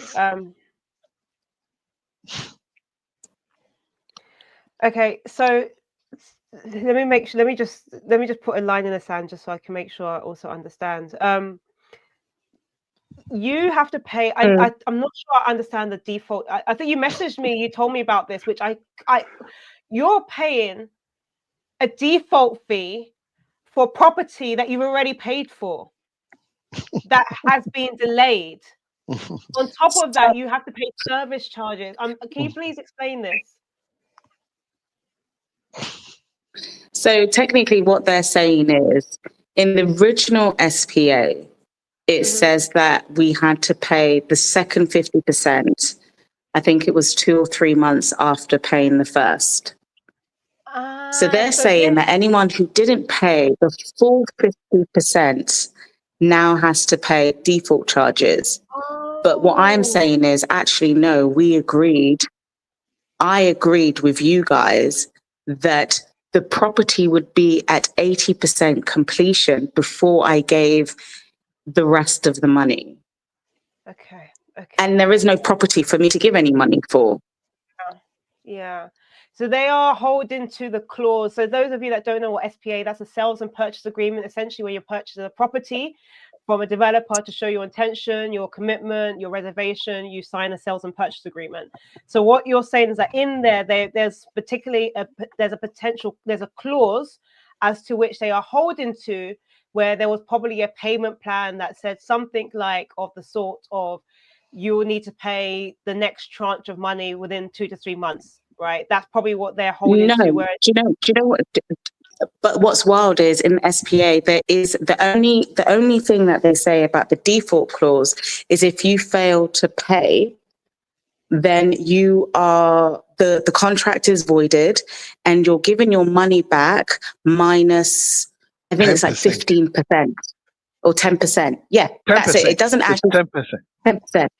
So it doesn't actually say anything. Favor. But that's in your favor or their favor? To be clear. So the 10% goes to them and then you get the rest of your money back. If you fail, so you get 90%. Yeah. Which isn't okay. That in the grand scheme of things is like, I understand from their perspective why they would put that clause in. That one I understand 100%. from their perspective. Okay. Now, but the default clauses that they've put in now is not the same that's in the SPA, because I've got 5,000 left to pay. So 5,000 left to pay, but the only reason why I'm withholding on that 5,000 is because you haven't built anything. You haven't even updated me or told me what's happening with my property. So I just said, okay, cool. I'm not going to give you that until I know what's happening. Now I know there's no property. Why should I give you 5,000? The rest of the money, essentially. Okay. So yeah. Wow. Okay. And then the HOA fees, the service charge fees, they ask you to pay a year in advance for a property that doesn't even exist yet. And the reason they're saying it's so high, because to me, 4,700 for service charge is a ridiculous amount. But they're saying the reason why it has to be that much is because they told us that there would be certain amenities on site and they need to build said amenities on site. So that's the reason for that $4,700 that they're requiring from everyone, so that they can build the library and the pharmacy and everything else that they told us that was going to be on site. Okay, let me come in, Ella. I don't know if you had a conversation with the CEO, I think last month or last month. He said none of this will be on site. He confirmed that the swimming pools, we're going to have 3 swimming pools. That is not going to be possible. The supermarket, the mall, it's not going to be possible. We were supposed, the whole phase 3 of phase should have had 782 homes. It's going to be now 300 and let me pull the email. It's going to be 360 homes. So all the amenities that they promise based on the outline of the whole area, they will not be able to accomplish that.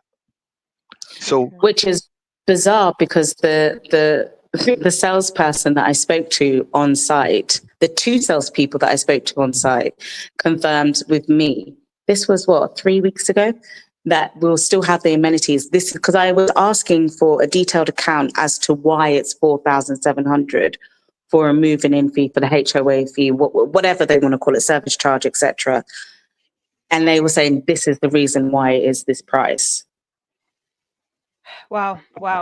Okay, so let's just pause for a moment, because there's a lot of things you've mentioned. There's a lot of people saying stuff on Instagram as well.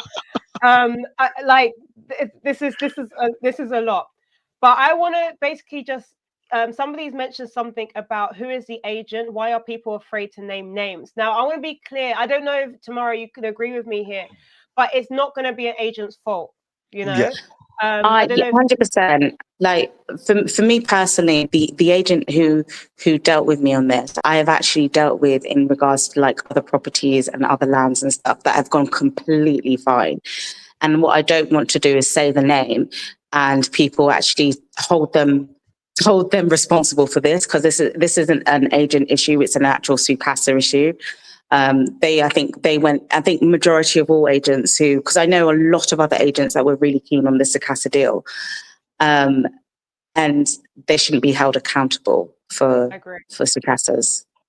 As an agent, I agree. But also, one thing that I highly recommend or I tell people about, especially with my clients, there's a list of things that I've tried to pick up as you were speaking that were red flags when you spoke, right? I think earlier on, Felix, you mentioned something which I think is funny, because just last year, any of you that watch me or follow me on Instagram, I posted a post about my top mistakes when I got into property in Ghana and top lessons. And one of the things that surprised a lot of people that I put in there is you must know where the CEO lives. I put it in there, okay?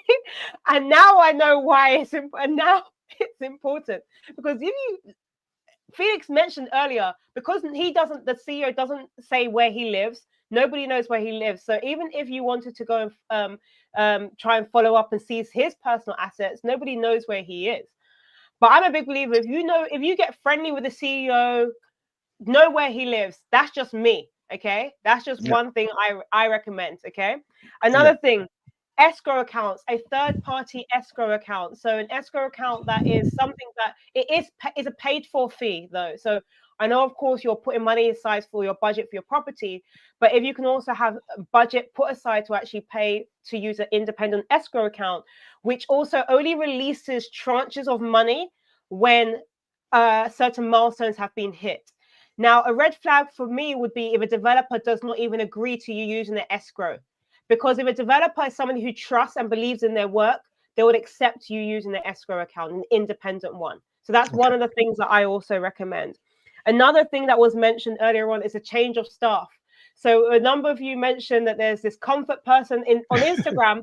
They were wild. Somebody's just named all the staff members on Instagram. They just named, like, literally, I don't even want to go and name the names, but somebody just literally listed out the name. It's a lot. It's a lot. It's a lot. The names. So, but if these people are changing over all the time, that's also another red flag for me. What's going on internally? That means that these people are not, the longevity of these staff members are not even there. Another red flag that I've picked up is I just keep having this in my head. Somebody's mentioned Sucasa Ltd is a company, so it's not possible to seize personal assets. Sometimes some LTDs might have a personal guarantee for the directors. So I do understand that. But also, I'm in no way, shape, or form going to be also agreeing with what was insinuated earlier, what potentially could happen from a legal perspective with security and police. But you could read between the lines if you know where the CEO lives. Anyway, second thing, another thing that was mentioned as well was the promotion. I just have this in my head, especially if anybody is new to the stream. I was saying earlier on to the individuals we had earlier on, before Felix and Tamara, earlier on we had two other guests who have actually filed a legal battle, are in court right now against Sucasa. So we separated the two streams. I think Felix has his own individual court case going on as well. And Tamara is just hearing now about the court case, right? So a lot of people don't know what's going on. So that's the reason why I decided to put on this stream, so that people know what's happening. And I think even whilst being on this stream, other victims have said, oh, I didn't know this was going on, right? But to be clear, a lot of people have mentioned that there was this promotion thing. And I just have memories of waking up in East Legon and hearing the tannoy going through the street going, promotion. It just reminds me of that tannoy sound, right? And so it's like this big promotional deal that could also be a big red flag, right? Because you can't, I mean, if it's too good to be true, it probably is. And then the last red flag that I've picked up as you guys were speaking as well is this rush for having 50% deposit. Nobody should rush you to receive that amount of money, especially for an off-plan property. right? If you're going to be paying for an off-plan property, normally they'll ask for a 5K commitment fee, then they'll ask for tranches of like 20%, and then you'll have maybe other payment plans going forward. But I understand sometimes they might say, for example, you can get this discount, you pay this. Cash is king in Ghana. Cash speaks volumes. You can negotiate so much when you have cash. So I do understand, but these are some of the things when I stack up all of these different things, a lot of these things, then that's where you see the red flags. But I guess individually, you won't see it that way. And especially when you're going through it in that process.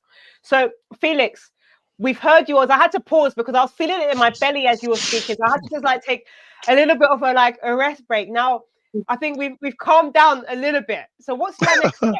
What's your next step move? As you're saying, I want to just add it. Sure. At least an agent should at least follow up. The reason I'm saying is that we don't live in Ghana. Based on your advertising, that's the reason why we see these properties. So at least follow up with your clients and say, hey, with this investment that you did, how is it going? Because maybe you might be taking another person to another place, and that maybe the person say, hey, this person took me to a wrong place, but at least you've cleared your name. The person, right, as Lovin is saying, he said, you are not, maybe that I cannot put an agent there because other deals went through smoothly. So she has vouched for it.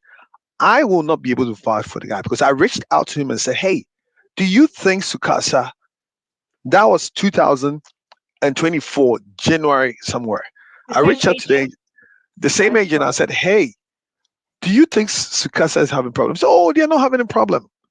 That is the reason why I omitted him out. Because I'll be sincere with you. I was going to buy another property during the same time. This one, I got saved by the lawyer. This was another individual developing a property in the set. It's 10 minutes from airport, but it's in Achimota. So 10 minutes from airport, but it's in Achimota. Motorbike. Okay, so by motorbike, 10 minutes.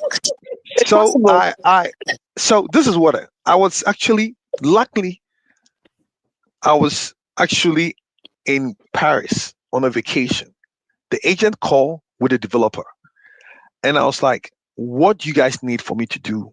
They said they need the houses, they're selling the house for 205,000. However, if I'm able to give them 50% deposit, the price will come down to about 180,000. So I was like, okay, I can wire you half of the money.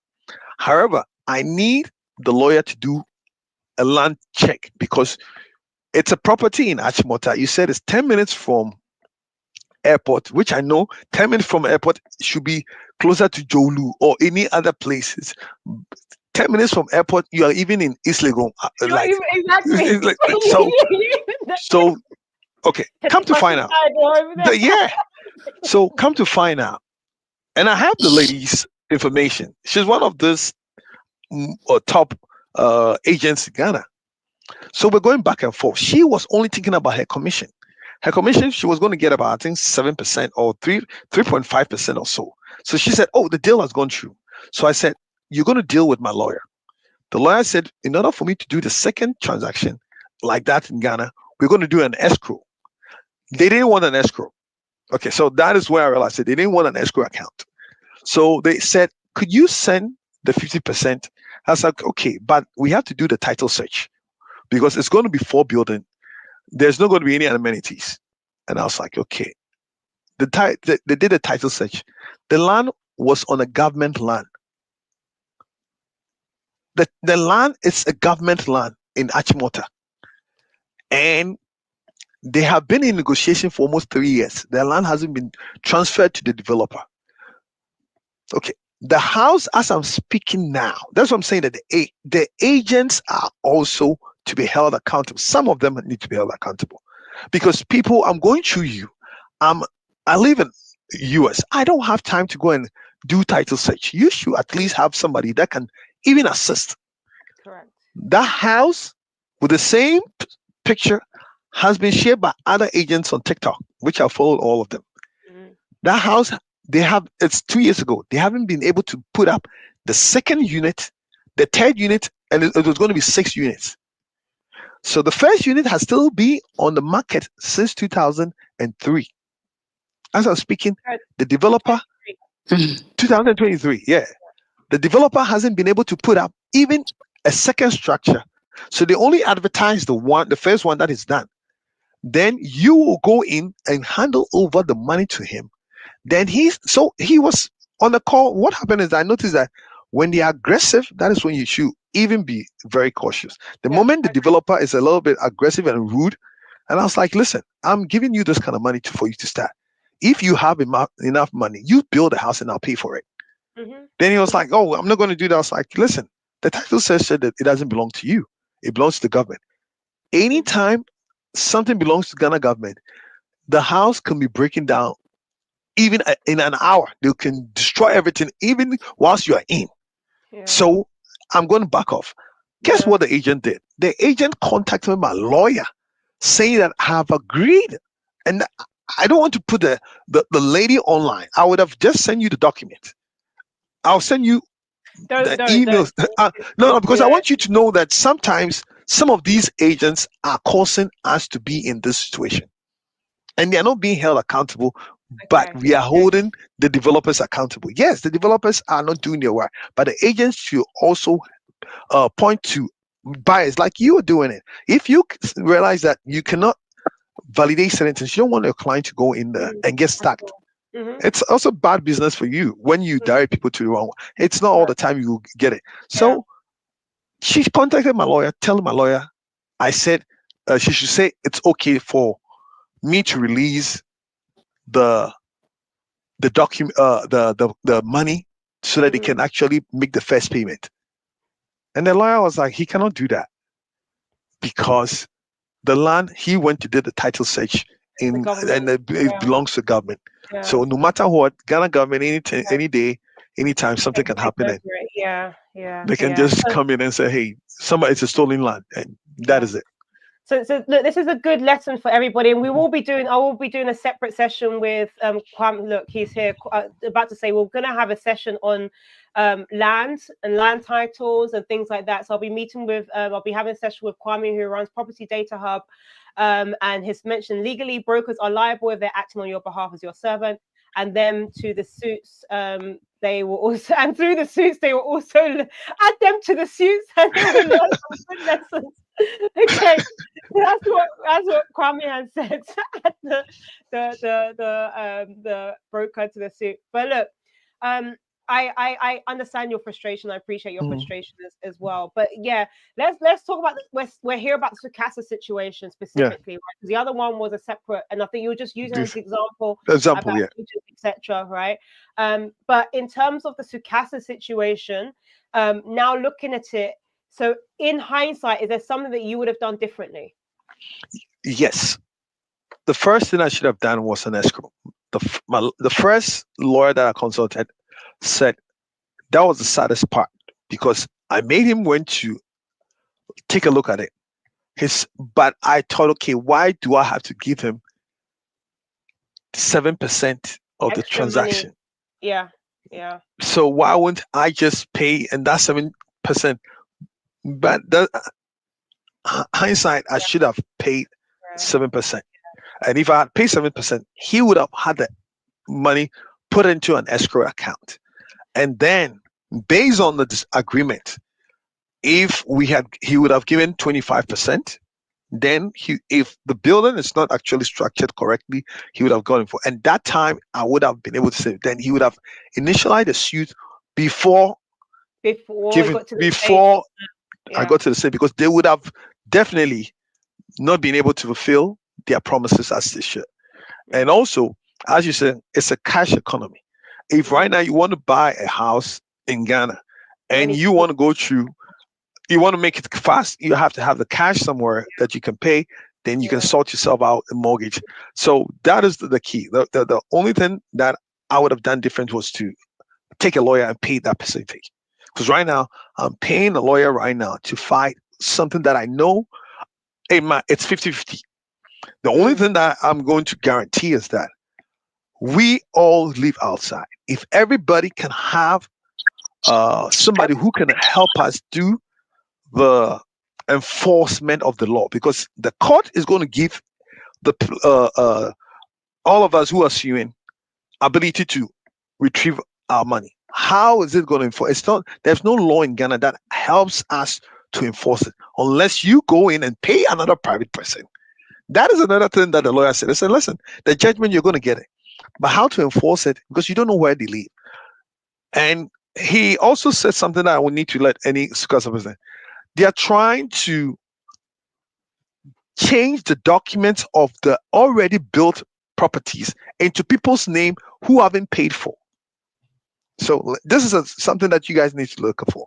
So the properties that they've built in phase 2, nobody lives in it. They haven't completed. They just put a structure. So if you go to phase 2, nobody lives in phase 2.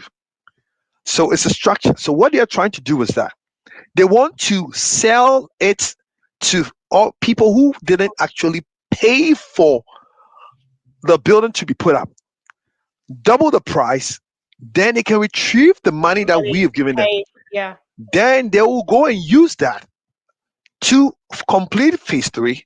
However, your money is getting delayed, but they are able to go pay for the court case delay. So that's what they try to do, actually sell me 3-bedroom house for 160,000 or so, 65,000. More than the price is the people have paid for.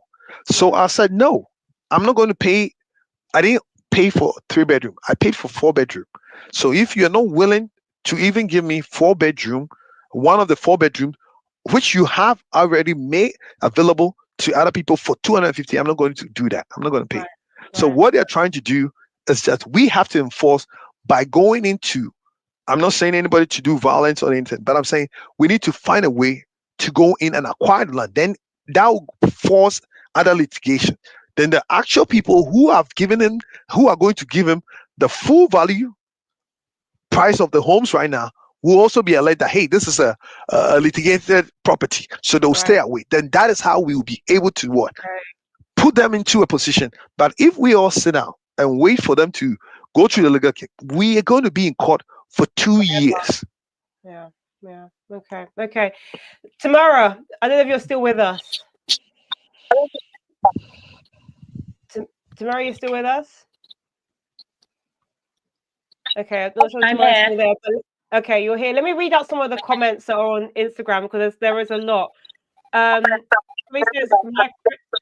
going to mute you for a second, Tamara, because there's a bit of feedback.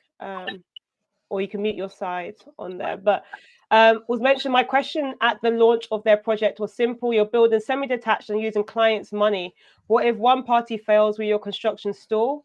And this is exactly what's happening. So somebody had this question very early on. And a lot of people messaged me saying they saw very early on this and they suspected that something could happen, and now it's happening. Somebody said, purchasing a property involves more than just a physical transaction. Pray, trust your instincts, seek professional guidance, and hire a lawyer. Yeah, somebody's added the details for the people that want to add to the court order. So they've provided the email, secretary@themertoneverett.com to file. Yes, I agree. There should be clauses protecting both parties in all contracts. If you missed part of this talk, can it be repeated? We've been on for like 2 hours. So yeah, I'm also here to give right of reply to Sucasa. So if anybody from Sucasa is watching, I do want to feel free to come and share your side of the story. I'm not here to take sides, but just merely to provide transparency, but also to share ways in which we could all hold people ourselves accountable as well. And a lot of the things and the reasons why I do what I do is because I just personally use my own personal experience where I've been through this as well, to make sure that other people don't go through similar situations. So Tamara, what about you? If you were going to do this in hindsight, what would you do differently? If you're still with us, I'm trying to unmute you. Yeah, you're on mute. Differently would be as soon as there was the rush for the deposit, I should have backed away. As soon as there was no. You've just cut out for a moment, Tamara. Can you hear us? Tamara? Hello? Yeah, you cut out after you mentioned as soon as there was a rush for the deposit. Yeah, as soon as there was a rush to the deposit, I should have backed away. I think also as soon as I was told that we couldn't see the land, or we couldn't be told where the land was for phase 3, I should have backed away. I think there was a lot of red flags that I ignored, because at the time I had said amount of money. I just sold a property in London and I had said amount of money and I wanted to invest it rather than be in Ghana and spend it all. So I think I was just more in a rush to be like, I need to put this in something before all of a sudden it becomes, I don't know, Kozo dinner. So oh my, that's hilarious. And you can actually use all that money in Kozo too. you know what I mean? It's possible. It's possible. Yeah. Okay. So I was really in a rush, and I think I should have just taken the time to actually be like, no, okay, let's see the land first. Let's see you complete phase 1 first of all. And why the rush for the deposit? Let me get lawyers in place. Let me get get things in place properly. I think I would have just slowed it down. I think with the rush made me just skip red flags. The rush from them, the rush on me to just be like, okay, I want to invest. I need to put this in something quickly. I think that was a problem. Okay. So you've mentioned quite a few things. So by the way, did you signed the SPA, right? No. So we agreed via email that it would be 80% complete. And then I would give the rest of the 50%.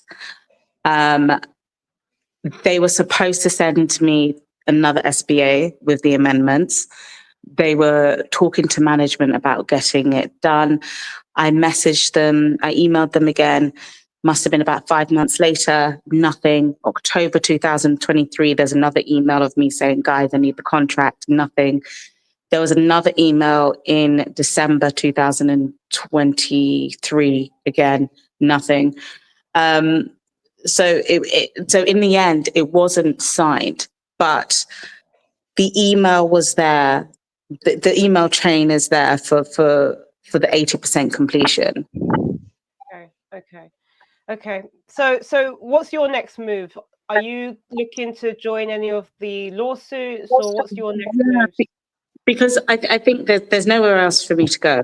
At the moment, they're talking about, so I've been given 2 options, three options. They've recognized that it was their fault for not sending an SPA. And they're saying, okay, fine. What we'll now do is we'll send you a new contract with a new price of the property. That you'll then have, I know, it's laughable, that you'll then have to sign with the new price, and that I will then have, I think it's like 30 days to then pay the rest of the money, which I think I said is about 27, 28, it's between 27 to 29K, plus the 4,700. And then they'll change the land deed into my name, which apparently they need to do quickly because of these lawsuits. That's why they're giving me, I think it's about 30 days. It's either like 15 days or 30 days, but it's quite a quick turnaround. They need this to be done, so that they can put the name into my name. So apparently it can't be touched from any of the lawsuits that's happening around them. Number 2, I decide to take a refund, but for them to refund me my money back, they need to sell the property. To which I said, who is going to buy a Sucasa place right now? It's laughable. But yeah, they would need to sell it. So those are my 2 options at the moment. So the only way forward for me is to just take them to court because they're not two viable options. Okay. Somebody said thank you for sharing your story and your insights to this as well. So we appreciate that. And I actually feel the pain. I do feel this. And it is, as you said, it is laughable. And if you don't laugh, you'll more than cry. But yeah, I think we have generally explored multiple different things that I think in hindsight, if we were going to look at how you could, if we were going to avoid this situation again, the various aspects, I think there's a few things that a lot of you have mentioned that could potentially be things that you can look at doing in the future. But a question to both of you, has it put you off from investing in real estate in Ghana? Do you want me to answer? No. It's made me wary. Tamara, Okay. let me hear you, Tamara, say that again.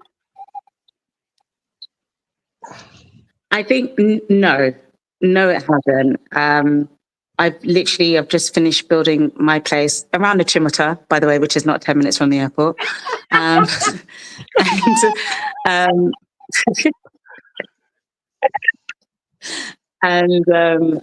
We're currently in the process of buying another studio around like the Ridge area, which has gone smoothly, really, really smoothly. We're getting updates, nearly like monthly emails, communication. Oh, it's wonderful. So it hasn't put me off, but it definitely has made me more. With this one, the one that we've just done in Ridge, I got lawyers involved. I did escrow. I got everything in place that needed to be in place. The contracts were looked over about 1,000 times. They went back and forth with the lawyers to make sure that it was airtight. To the point, it's even like if they don't finish the property on time, then they have to pay any rent or any accommodation fees that I might incur per month. Beautiful. And that's in dollars. So it's actually been yeah, so it's actually been, it hasn't put me off, but I'm learning to cross my eyes and dot my I's and cross my T's or whatever it is. Yeah. And you know what? I love you sharing that because it goes to show that sometimes experience is the best teacher, you know? It's unfortunate, but all the things you've mentioned are because of the fact that you went through the situations. One thing I do tell my clients as well is that, especially when it comes to those update emails and updates, they will always tell you, "Oh, we'll give you updates. We'll give you updates." But ask them to show you an example of what they've showed their clients last month or last week. Like just like even just get an idea of the kind of things they keep share, just so you've got an idea, right? And so all the things you've put in place, I wish you all the best. I think you've put in place now the right steps. And I think if everybody took notes from the things that Tamara just shared, I think those are gold. So thank you for sharing that. I'll come to you quickly, Felix, but there was a question that came up earlier on. Somebody asked, were there any example homes already constructed at their site? Yes. They actually showed us phase one. So when you go, they'll take you to phase one, which was already completed. What actually got us to maybe release the funds, they only took you to phase one. Phase two was under construction. So as Lauren is saying, they will not take you to, if you had actually gone to see the actual site, they had phase two in progress, phase one completed. But I never had an opportunity to speak to anyone who was in phase one because they had issues in phase one. I just found out that people held back from paying the complete amount because the structures were not properly done. The red flag, I think sometimes people, when you meet actually somebody who bought in phase one, I met a lady who came from UK, December 2023, I think 20th December 2023. We met at the office. She actually pulled me aside and said, "Hey, I'm in phase one. We finished paying for the phase one. We haven't moved in. We are even staying in a hotel. We're supposed to move into the place during this dirty December. However, they haven't finished. People are reporting, but I was like, okay, that is your problem. You didn't think You it's gonna because be your so, situation. so when she was saying it, I was like, okay, maybe people are complaining because maybe something. But that should have been a first red flag. I should have got a lawyer involved during the time, because she said we were supposed to move in this time, and this is phase 1. And I said, you are in phase 3. Trust me, it's not going to be smooth outside. Don't worry. So when I went and I left, I came back the following time and I met more customers, but all of them were in Ghana for this dirty December. So if you go to the office today, you meet somebody. The next time you come, you meet somebody. So I had a gentleman who sat me down, and we went through it and said, listen, he's the only one that spoke truth and said, you've paid. They haven't paid. They haven't actually completed the structure. So if I were you, I would have looked for another place. However, I'm working for them, so I would not encourage you, but give them some time. I'll communicate with you. So he called me when I came back to the US. He called me and he said, listen, I'm leaving the company, but if it was me, I would have raised hell, because he actually said I would have raised hell Insider. That's from somebody from who an insider. But Okay. you know what they were saying? Oh, we fired them because they were not doing well. That is when you ask them, why is this person? Oh, we fired them. They were not doing. And one thing is that they were smart on certain things. They did not make us have some of the employees' personal phone numbers. Detail. All of them were using Sucasa's phone. Just like you said, the WhatsApp group that was there, Sucasa actually wanted to control the WhatsApp group. I did not join the WhatsApp group because they were going to control the narrative. So That's most where of the meeting, tomorrow's they, where tomorrow you were in the WhatsApp group that was controlled by Sucasa, right? I think.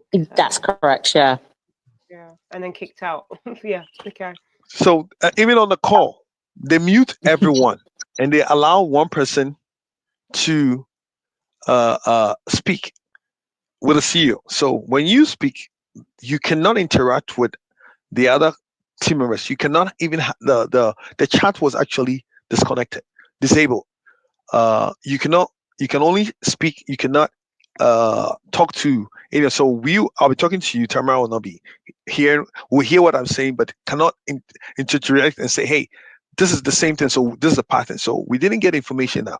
So my lawyer sent me your link, but I've already chatted with you, and I like, because I didn't get a response back, and I got a response back later with all your invite. I was like, okay, it's already done. So when I saw your post on TikTok, that is when I went into your profile and said, hey, this is what is happening. So based on the chat, I started having other people who have already posted about Sucasa.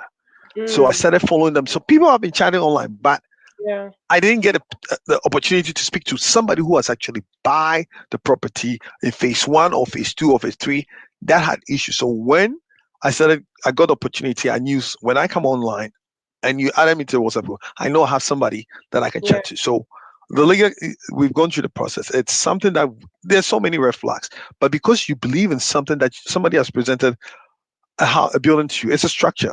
You go through, you go to phase 1. My sister went there, everything was perfect. I had friends who even I went to do other research from friends, but they didn't know because they said it's a new property. Oh, they're doing well. Everybody's talking about Sucasa. So I was like, okay, let me do the second part and say, okay, let me release the funds to them. Yeah. Yeah. Okay. Okay. I mean, one thing in Ghana is something that always sells is packaging. They look good on the outside. I remember driving through, especially around like 37, those side, or was it around? I can't remember. But I always used to see their branding everywhere, like Yeah, on the poles. I think they're on the pole, like every like intersection on the poles, they'll have like big yeah, like branding. Sucasa, So yeah. yeah, so I remember their branding very, very, very well. And it's just unfortunate that you're all in this situation. But I think the big lesson for everybody that's joined on today's call is all of these, and I think I'm probably going to do a summary video of all of these various red flags that have been picked up. But it is still my prayer that you, one way or another, all of you, Tamara, Felix, the other individuals, Teddy and Lucian, who joined the earlier call as well, and everybody else. There was even other people, I think the other lady, Anne, and other people that are, there's even somebody else who's messaged me and said I think I forwarded the details to Tamara or somebody else, that they are also a victim, but they don't want to come out and share their and show their face. They're shy. So there's people that don't want to come out as well, which, you know, unfortunately, the developer has made them feel like they're not allowed to get out, you know, not allowed to come out. So it is a very, very sad situation. But it also does, I'm glad that you both have come on today to really share your story and your experience, so that hopefully adds a little bit of pressure in one way or another to the company. B, it also teaches and educates everybody else how we could avoid certain issues like this. I did ask the other individuals earlier on, and I probably know the answer that what you're about to say. On my TikTok, there's this debate where some people have been like, is it a scam? It's not a scam. It's not a scam. It's a scam. Is it a scam to you, or is it misappropriated funds, or is it just a mishap that's just something just gone wrong? I don't think it's a scam. Every business has good intention. And as people have been saying, you're reputed to pay Paul. It's like a Ponzi scheme in every business when they're starting. However, in Ghana, people intentionally use the failed judicial system on their side. Okay, let's be real. There is nowhere in UK that a developer will ask you to bring money up front without having an escrow. There's a law that, like, it's in place. Ghana, there's a law that's in place. However, when the law is getting applied, you know our judiciary system, they want to represent the plaintiff and the defendant at the same time. Yeah. So like, there is nothing, like, he's not going to be held accountable. And I know what is the sad part. I'm just being real with everybody. I know I've lost money, so I'm saying it from also a pain. There is nothing going to hold him accountable. There's nothing. He's driving in his luxury car right now, by now having fun, drinking whiskey somewhere and laughing at us, because he knows that when he goes to the court, there is going to be a judge that will hear his case and said, oh, you even took their money. He will even offer the judge. I'm saying that he offer the judge, oh, you know what, this house, it belongs to somebody, you can take it. The judge will oversee that he is safe. We are going to lose and say, oh, you guys can make your money back. From where? The land? The land is not worth $90,000. The land that you're going to give us is not worth $90,000. And come to find out, there's a litigation on the land. If you guys are not aware, Google the Sucasa land, because he said they bought it from Regimano, right? However, they did not obtain all the rights, because the owners of the land from the Ghana people are actually in court with them. That is why, if you could remember, he said there's another litigation that people are coming for the land. So they want you to come in and put your name on the So when you actually on the call, now you're gonna be the person that will be having the litigation issue with the others. That is a red. That's not even a red flag. That is a. That is when my lawyer said, "No, you need to sue him." That is the meaning. That's the reason why I said, "Hey," I told him, "Hey, my lawyer's on the call." So based on what you said, oh, it's okay for your lawyers to. But when he wanted to do one-on-one with me, he didn't want my lawyers to be on the call, because he thought maybe I'm desperate, and I was going to. I forwarded an email to you. Okay. He said maybe he thought I was desperate and I was willing to part away with 250,000. As you said, they'll give you. Oh, you have to bring the 250,000 now so that you can get the house. We can secure. We do everything. So meaning when you transfer the money to him again, you are even locked. You're locked. Then my lawyer was like, you know what? He didn't even bill the ones you've paid for. Even let him finish one and say the second one, give me 6 months or a year. I'll get it sorted out. He said I should bring the 41,000. Wow. Before he will even Start. Otherwise, if the 41,000 doesn't come, I'm not getting the 2 properties.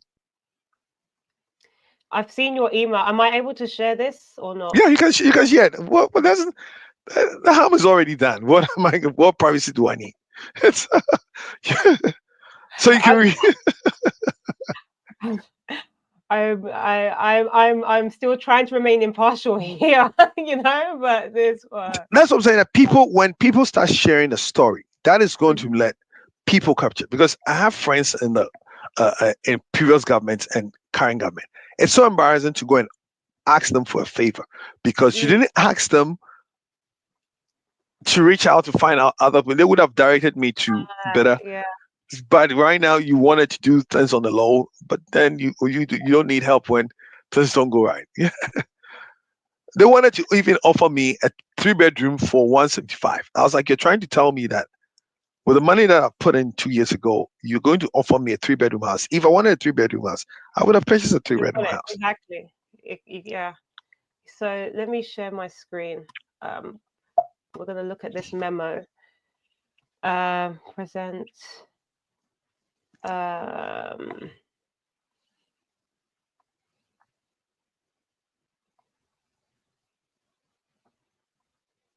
Okay.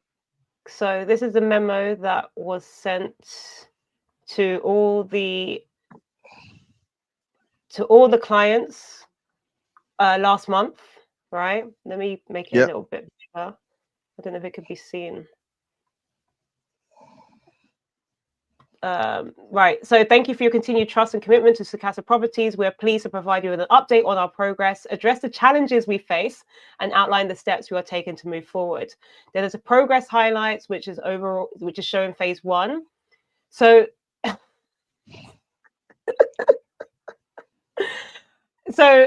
phase 1, there's 17 units that were completed, according to this. Phase 2, 55 units, of which 78% were completed. And then phase 3, which have been where Felix, Tamara, and I can't remember if Tamara mentioned she's in phase 3 or not. But Lushan and Teddy, who were on earlier, are also in phase 3 and have said, and I think all of you have corroborated the fact that there's nothing under construction right now, like 0. So this says 372 units under construction. I think you mentioned earlier on, Felix, that the promise was about 700 properties on phase 3, but right now this is just under 400. Optimized construction timelines. Housing units are now being completed in just 51 days. Even just saying that for me would be a red flag in itself. So seeing right now that this property is now going to be constructed within 2 months. Can we just calculate this for a second? Hold on a minute.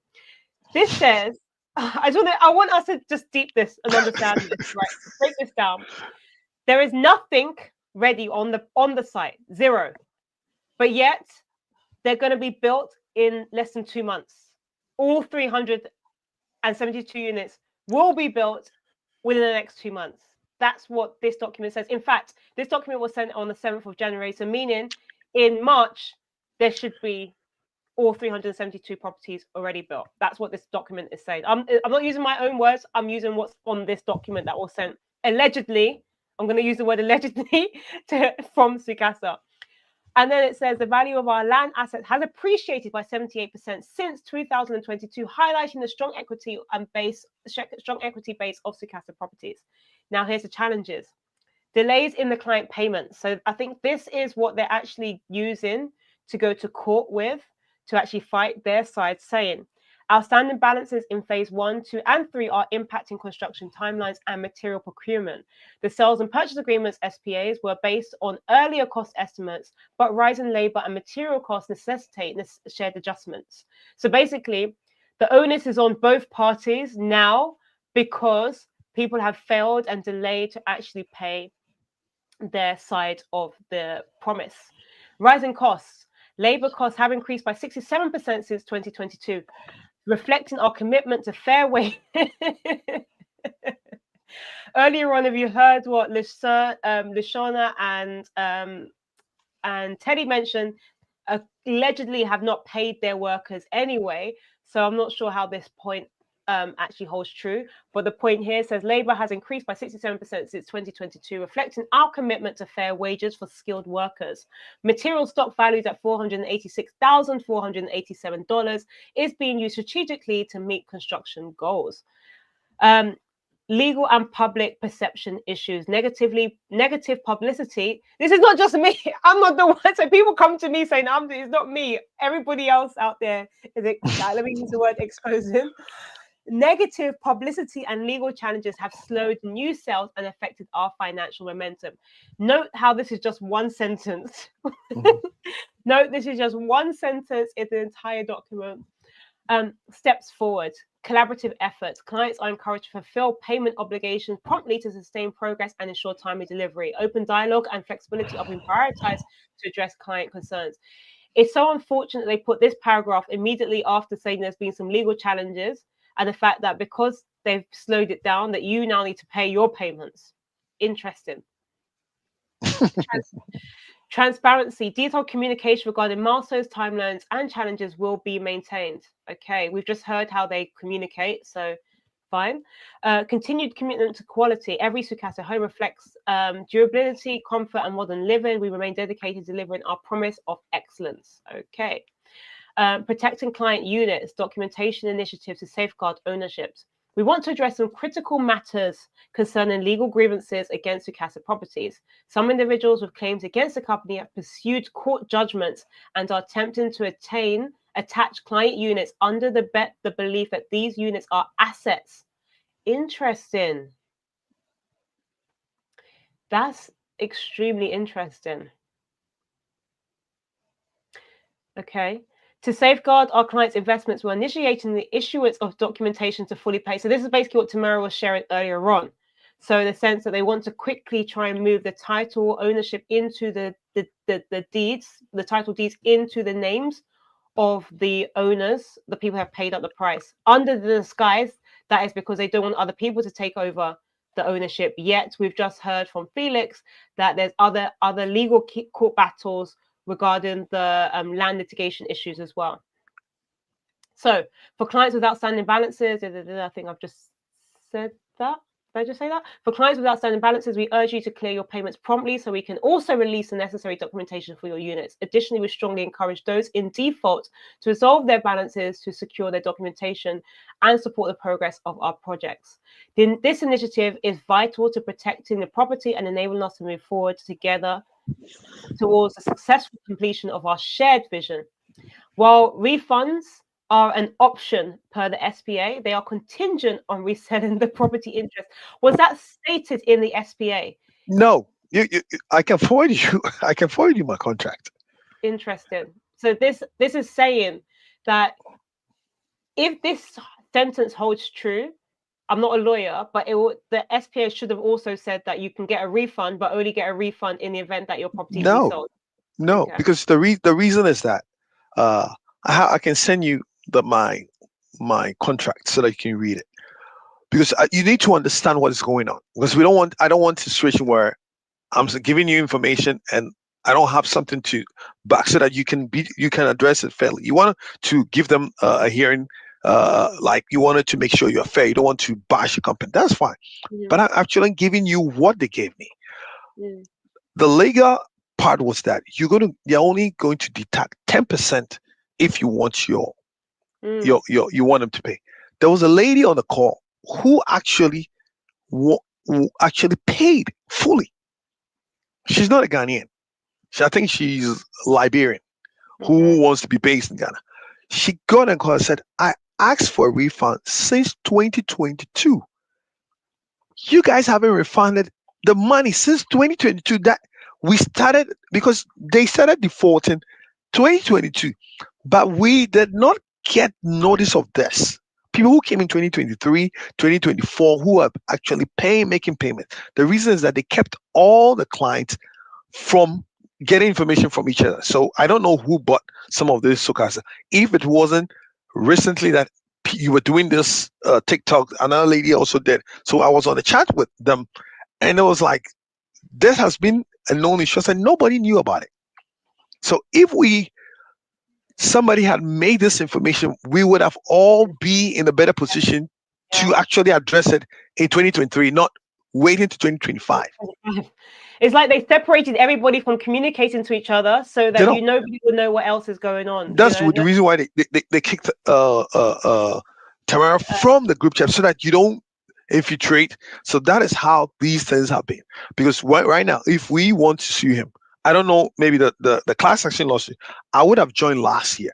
However, I actually said no. If you go on the class action, everything is going to escalate, and in case they will be able to do a better job, we will not give them opportunity. However, if they came out with a letter saying that December 31st of 2024, people in phase 3 who have actually fully paid, instead of you being in the right range, maybe you're going to be, your home will be been maybe at the back, or you're going to be the first people who are going to receive the new homes. So at least those who haven't paid, you get pushed to the back. Then I just realized that, point of correction, they actually on phase 3, they are structures. So what they are structures, they have 3-bedroom structures in phase 3. So those who have paid for phase 3 to have 3 bedrooms, even though they have their structures, it's not complete. Phase 4 or phase 3 with 4-bedroom units, 2-bedroom units. Some people bought 2-bedroom units. Some people bought 3-bedroom units. Some people bought 4-bedroom and 4-bedroom extension. 4-bedroom extension. Then there's 4-bedroom with swimming pool and some other features. Those who bought those places, they haven't even touched that. So all that meant is, I just wanted to, phase 3 has some of the 3-bedrooms. So if you go, they've built like about 40 or 50, they are still under construction. But if you ask them, mine is phase 4 bedrooms. Those who bought a 4-bedroom extension, those who bought 2 bedrooms and they have paid for, where are all those units? There's no structure. So meaning, if you've paid for 4 bedrooms and you want to exercise owning a property, you're only going to have access to 3-bedroom on phase 3.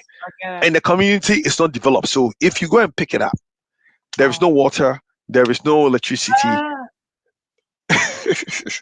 They haven't done all of that yet. Oh my gosh. Okay. That's what I'm saying, that even though you go there, I'll send you other information so that at least you see the site plan. Let me send you a site plan of the actual area. I sent you an email from the conversation with the CEO. I forwarded. Yes. You can, if you can show that to the people so that they know these are the things that came from them. I did not. I'm just going to show you the site plan so that you can have the discussion that we did with Sucasa and the reason why people purchase these properties. Somebody might think, oh, you didn't do your diligence. No, you did. We did everything. And this is what they said they were going to. Let me download this. And I'm going to touch it. Okay, I'm now sharing the email. This is an email directed to you. Yeah. Which says, thank you for your continued engagement. So this came from sales, Sucasa Sales. Sales, yeah. The CEO in copy. It says, thank you for your continued engagement with Sucasa Properties. Following your discussion with the CEO on January 21st, so literally just a few weeks ago, we would like to summarize the key points regarding your property investment. Current balance, your outstanding balance stands at about 41,000, bearing in mind how much you've already paid. Proposed options: the 4-bedroom unit in phase 2, available for 250,000. The alternative 3-bedroom options offered at a lower price. We understand that you're only interested in 4-bedroom options, hence our proposal that you go to the fully completed 4-bedroom. And bear in mind, they're giving you these options, but yeah, there's nothing being constructed. All right. Yeah. So very interesting. This is all basically, from what I'm gathering, quite hypothetical at this moment in time. The unit in phase 2 is going to be handed over to you as fully completed and ready to move in unit. You will have the opportunity to inspect said unit before making the payments, and you'll receive keys and documentation to the property immediately after payment. The next steps, they're basically pushing you to make another payment, basically, is what. That's basically it. And they need liquidity, as we can see here. So the importance is they need people's money so they can pay out. Like you said, they're robbing paper. let me refrain. Let me actually refrain from making my points. But I think we've got the gist from this. So I understand the situation. But look, we have been on this line for 3 hours, speaking to different people that have been impacted by the situation with Sucasa. It is really, really unfortunate. A number of different people have joined today, sharing their experience of how they have paid in full back in 2022 for properties that were promised to be delivered within 16 weeks. And unfortunately, it is now Tuesday, the 18th of February, 2025, and that promise has not been fulfilled. And so a number of individuals, including Felix, who's on the line today as well, has taken the company to court and fighting a legal battle in which the Ghanaian legal justice, I can never pronounce it, court system, judiciary system is also currently is not necessarily working. And earlier on, one of the individuals mentioned that we now need to make sure that governments and other individuals are also held to account with situations like this. As we've gone through today, we've spoken about a number of different red flags as well, that potentially, if we look to those red flags collectively, that could have helped us to maybe think about actually going into this deal in a slightly different way. So I think what I will do is I'll bring all of those different red flags together, and I'll probably do a video and I'll put that out in terms of the things to look out for with especially when buying properties off plan. Somebody just mentioned that the next court date is 25th of February. They're waiting to confirm if the administrator has been appointed correctly as per the court conditions. I think earlier on, the lead plaintiff, the lead individual who had taken them to court, mentioned had given the information. So we're now catching up. Please do go and check out the live stream, because we had all the information where she actually explained the information about this. So guys, I think we're going to close close it today. Okay. It's been a 3-hour conversation. So I do thank you so much. You coming on and sharing your experience as well. I can feel very heated. I can feel the pain. You're in Maryland, so I can feel it all the way across the Atlantic. The pain. It's cold outside, but I'm the heat inside is too much. I feel it, and you've shed a lot of light on what's going on, and I really do sincerely hope and pray that you do get your money back. Please do update us. I'll update you, and I actually sent some documents to you. Okay. When the contract was signed, these are the things that they sent out, indicating that phase 3 was up and running and ready to go. So the moment you see this and you see the timeline, the architectural designs and everything, if phase 1 was done and phase 2 is ongoing, this is these are the things that were sent out. So the moment you see this, what is that to? So this is phase 3. This is what this is what it showed as phase 3. But when you went there, is this actually phase 3? When I went there on December 2023, that wasn't phase 3. Okay.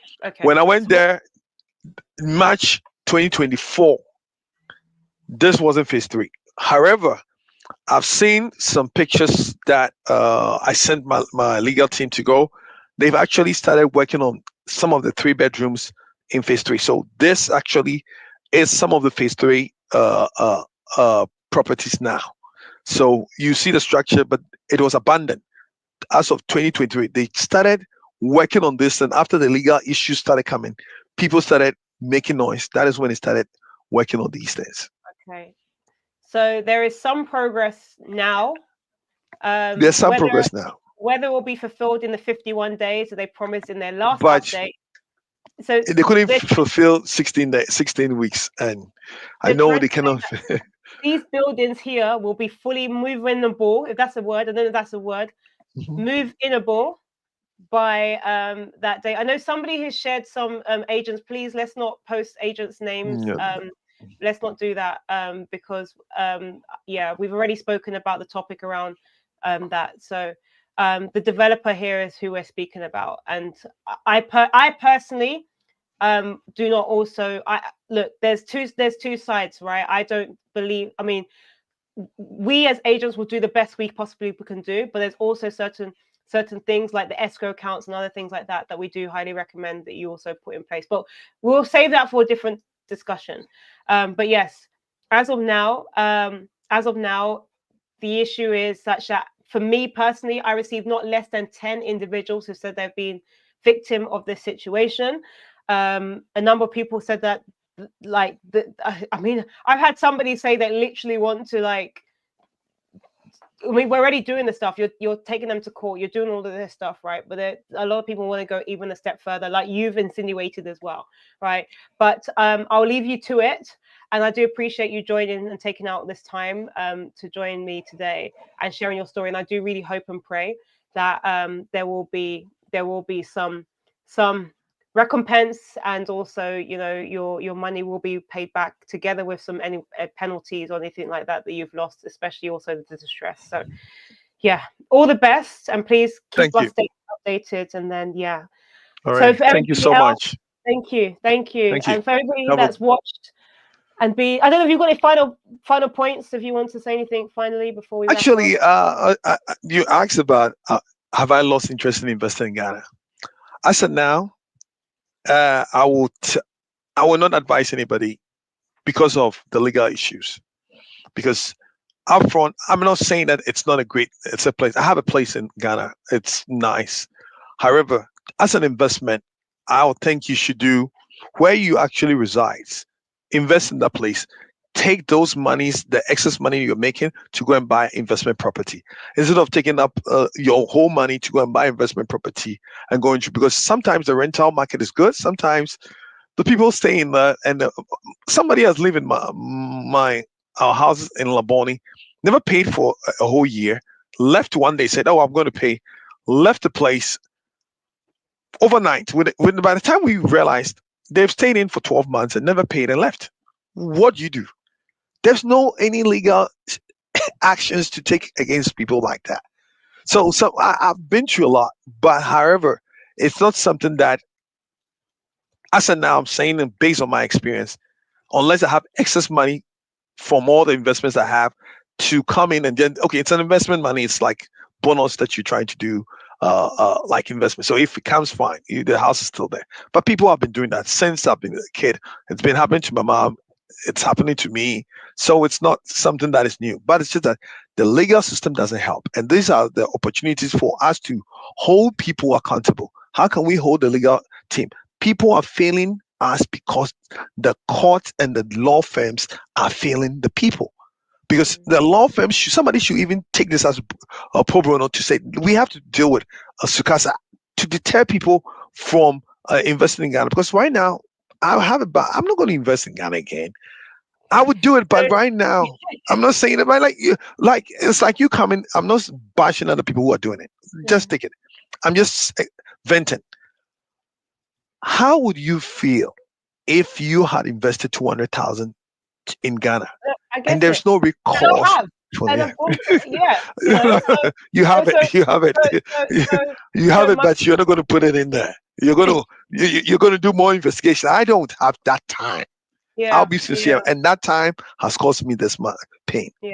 I get it. And there's two schools of thought. Earlier on, Tamara shared that she would invest again, and she's already buying another property in Ridge. I think there is definitely two schools of thoughts. And yes, I think we'll leave that for everybody else to decide where they wish. And I think everybody's risk tolerance and situation is very, very different. And so yes, indeed. But if you are looking for ways in which you would like to have somebody be by your side to guide you through the process, please do feel free to reach out to me, together with all the different people that I will connect you with lawyers. One thing we've learned today is the importance of having lawyers right from the very beginning, the leveraging escrow accounts as well, and a number of different things, which I'll put together all of the various things that was mentioned today and put that out there. So Felix, thank you so much for your time. Thank you so much. Thank you. I really, really appreciate it. For those of you that are just finding out about the legal case and you want to join the legal battles, I've just put on screen the lawyers that are taking the legal battles, Merton and Everett, so feel free to reach out to them. Their phone number is here on screen as well, so feel free to reach out to them.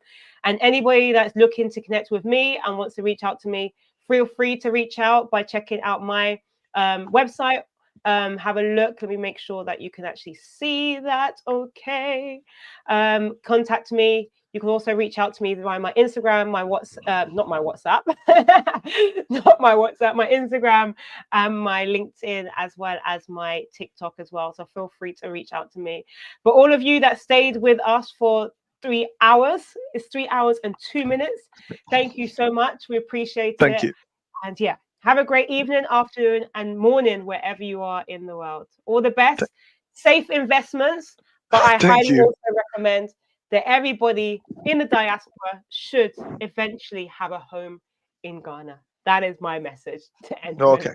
Yes, I'll end safely. up with that. Thank you so much. Have a great evening, everybody. Thank you. Take Good evening. care. Bye. Bye now. Bye. Bye. Thank you, everybody, for joining. We really appreciate you for joining and staying with me on this call. It's been 3 hours and I'm tired. But yes, we shared a lot. There was a lot of information shared. And I'll do my best to consolidate all of the information to help you to, when it comes to you investing in real estate in Ghana, to do it safely and to do it the right way. If you are looking to actually have somebody to stand by your side and handhold you, check out the link that is scrolling through right now. We can reach out to me and we can explore your options in Ghana.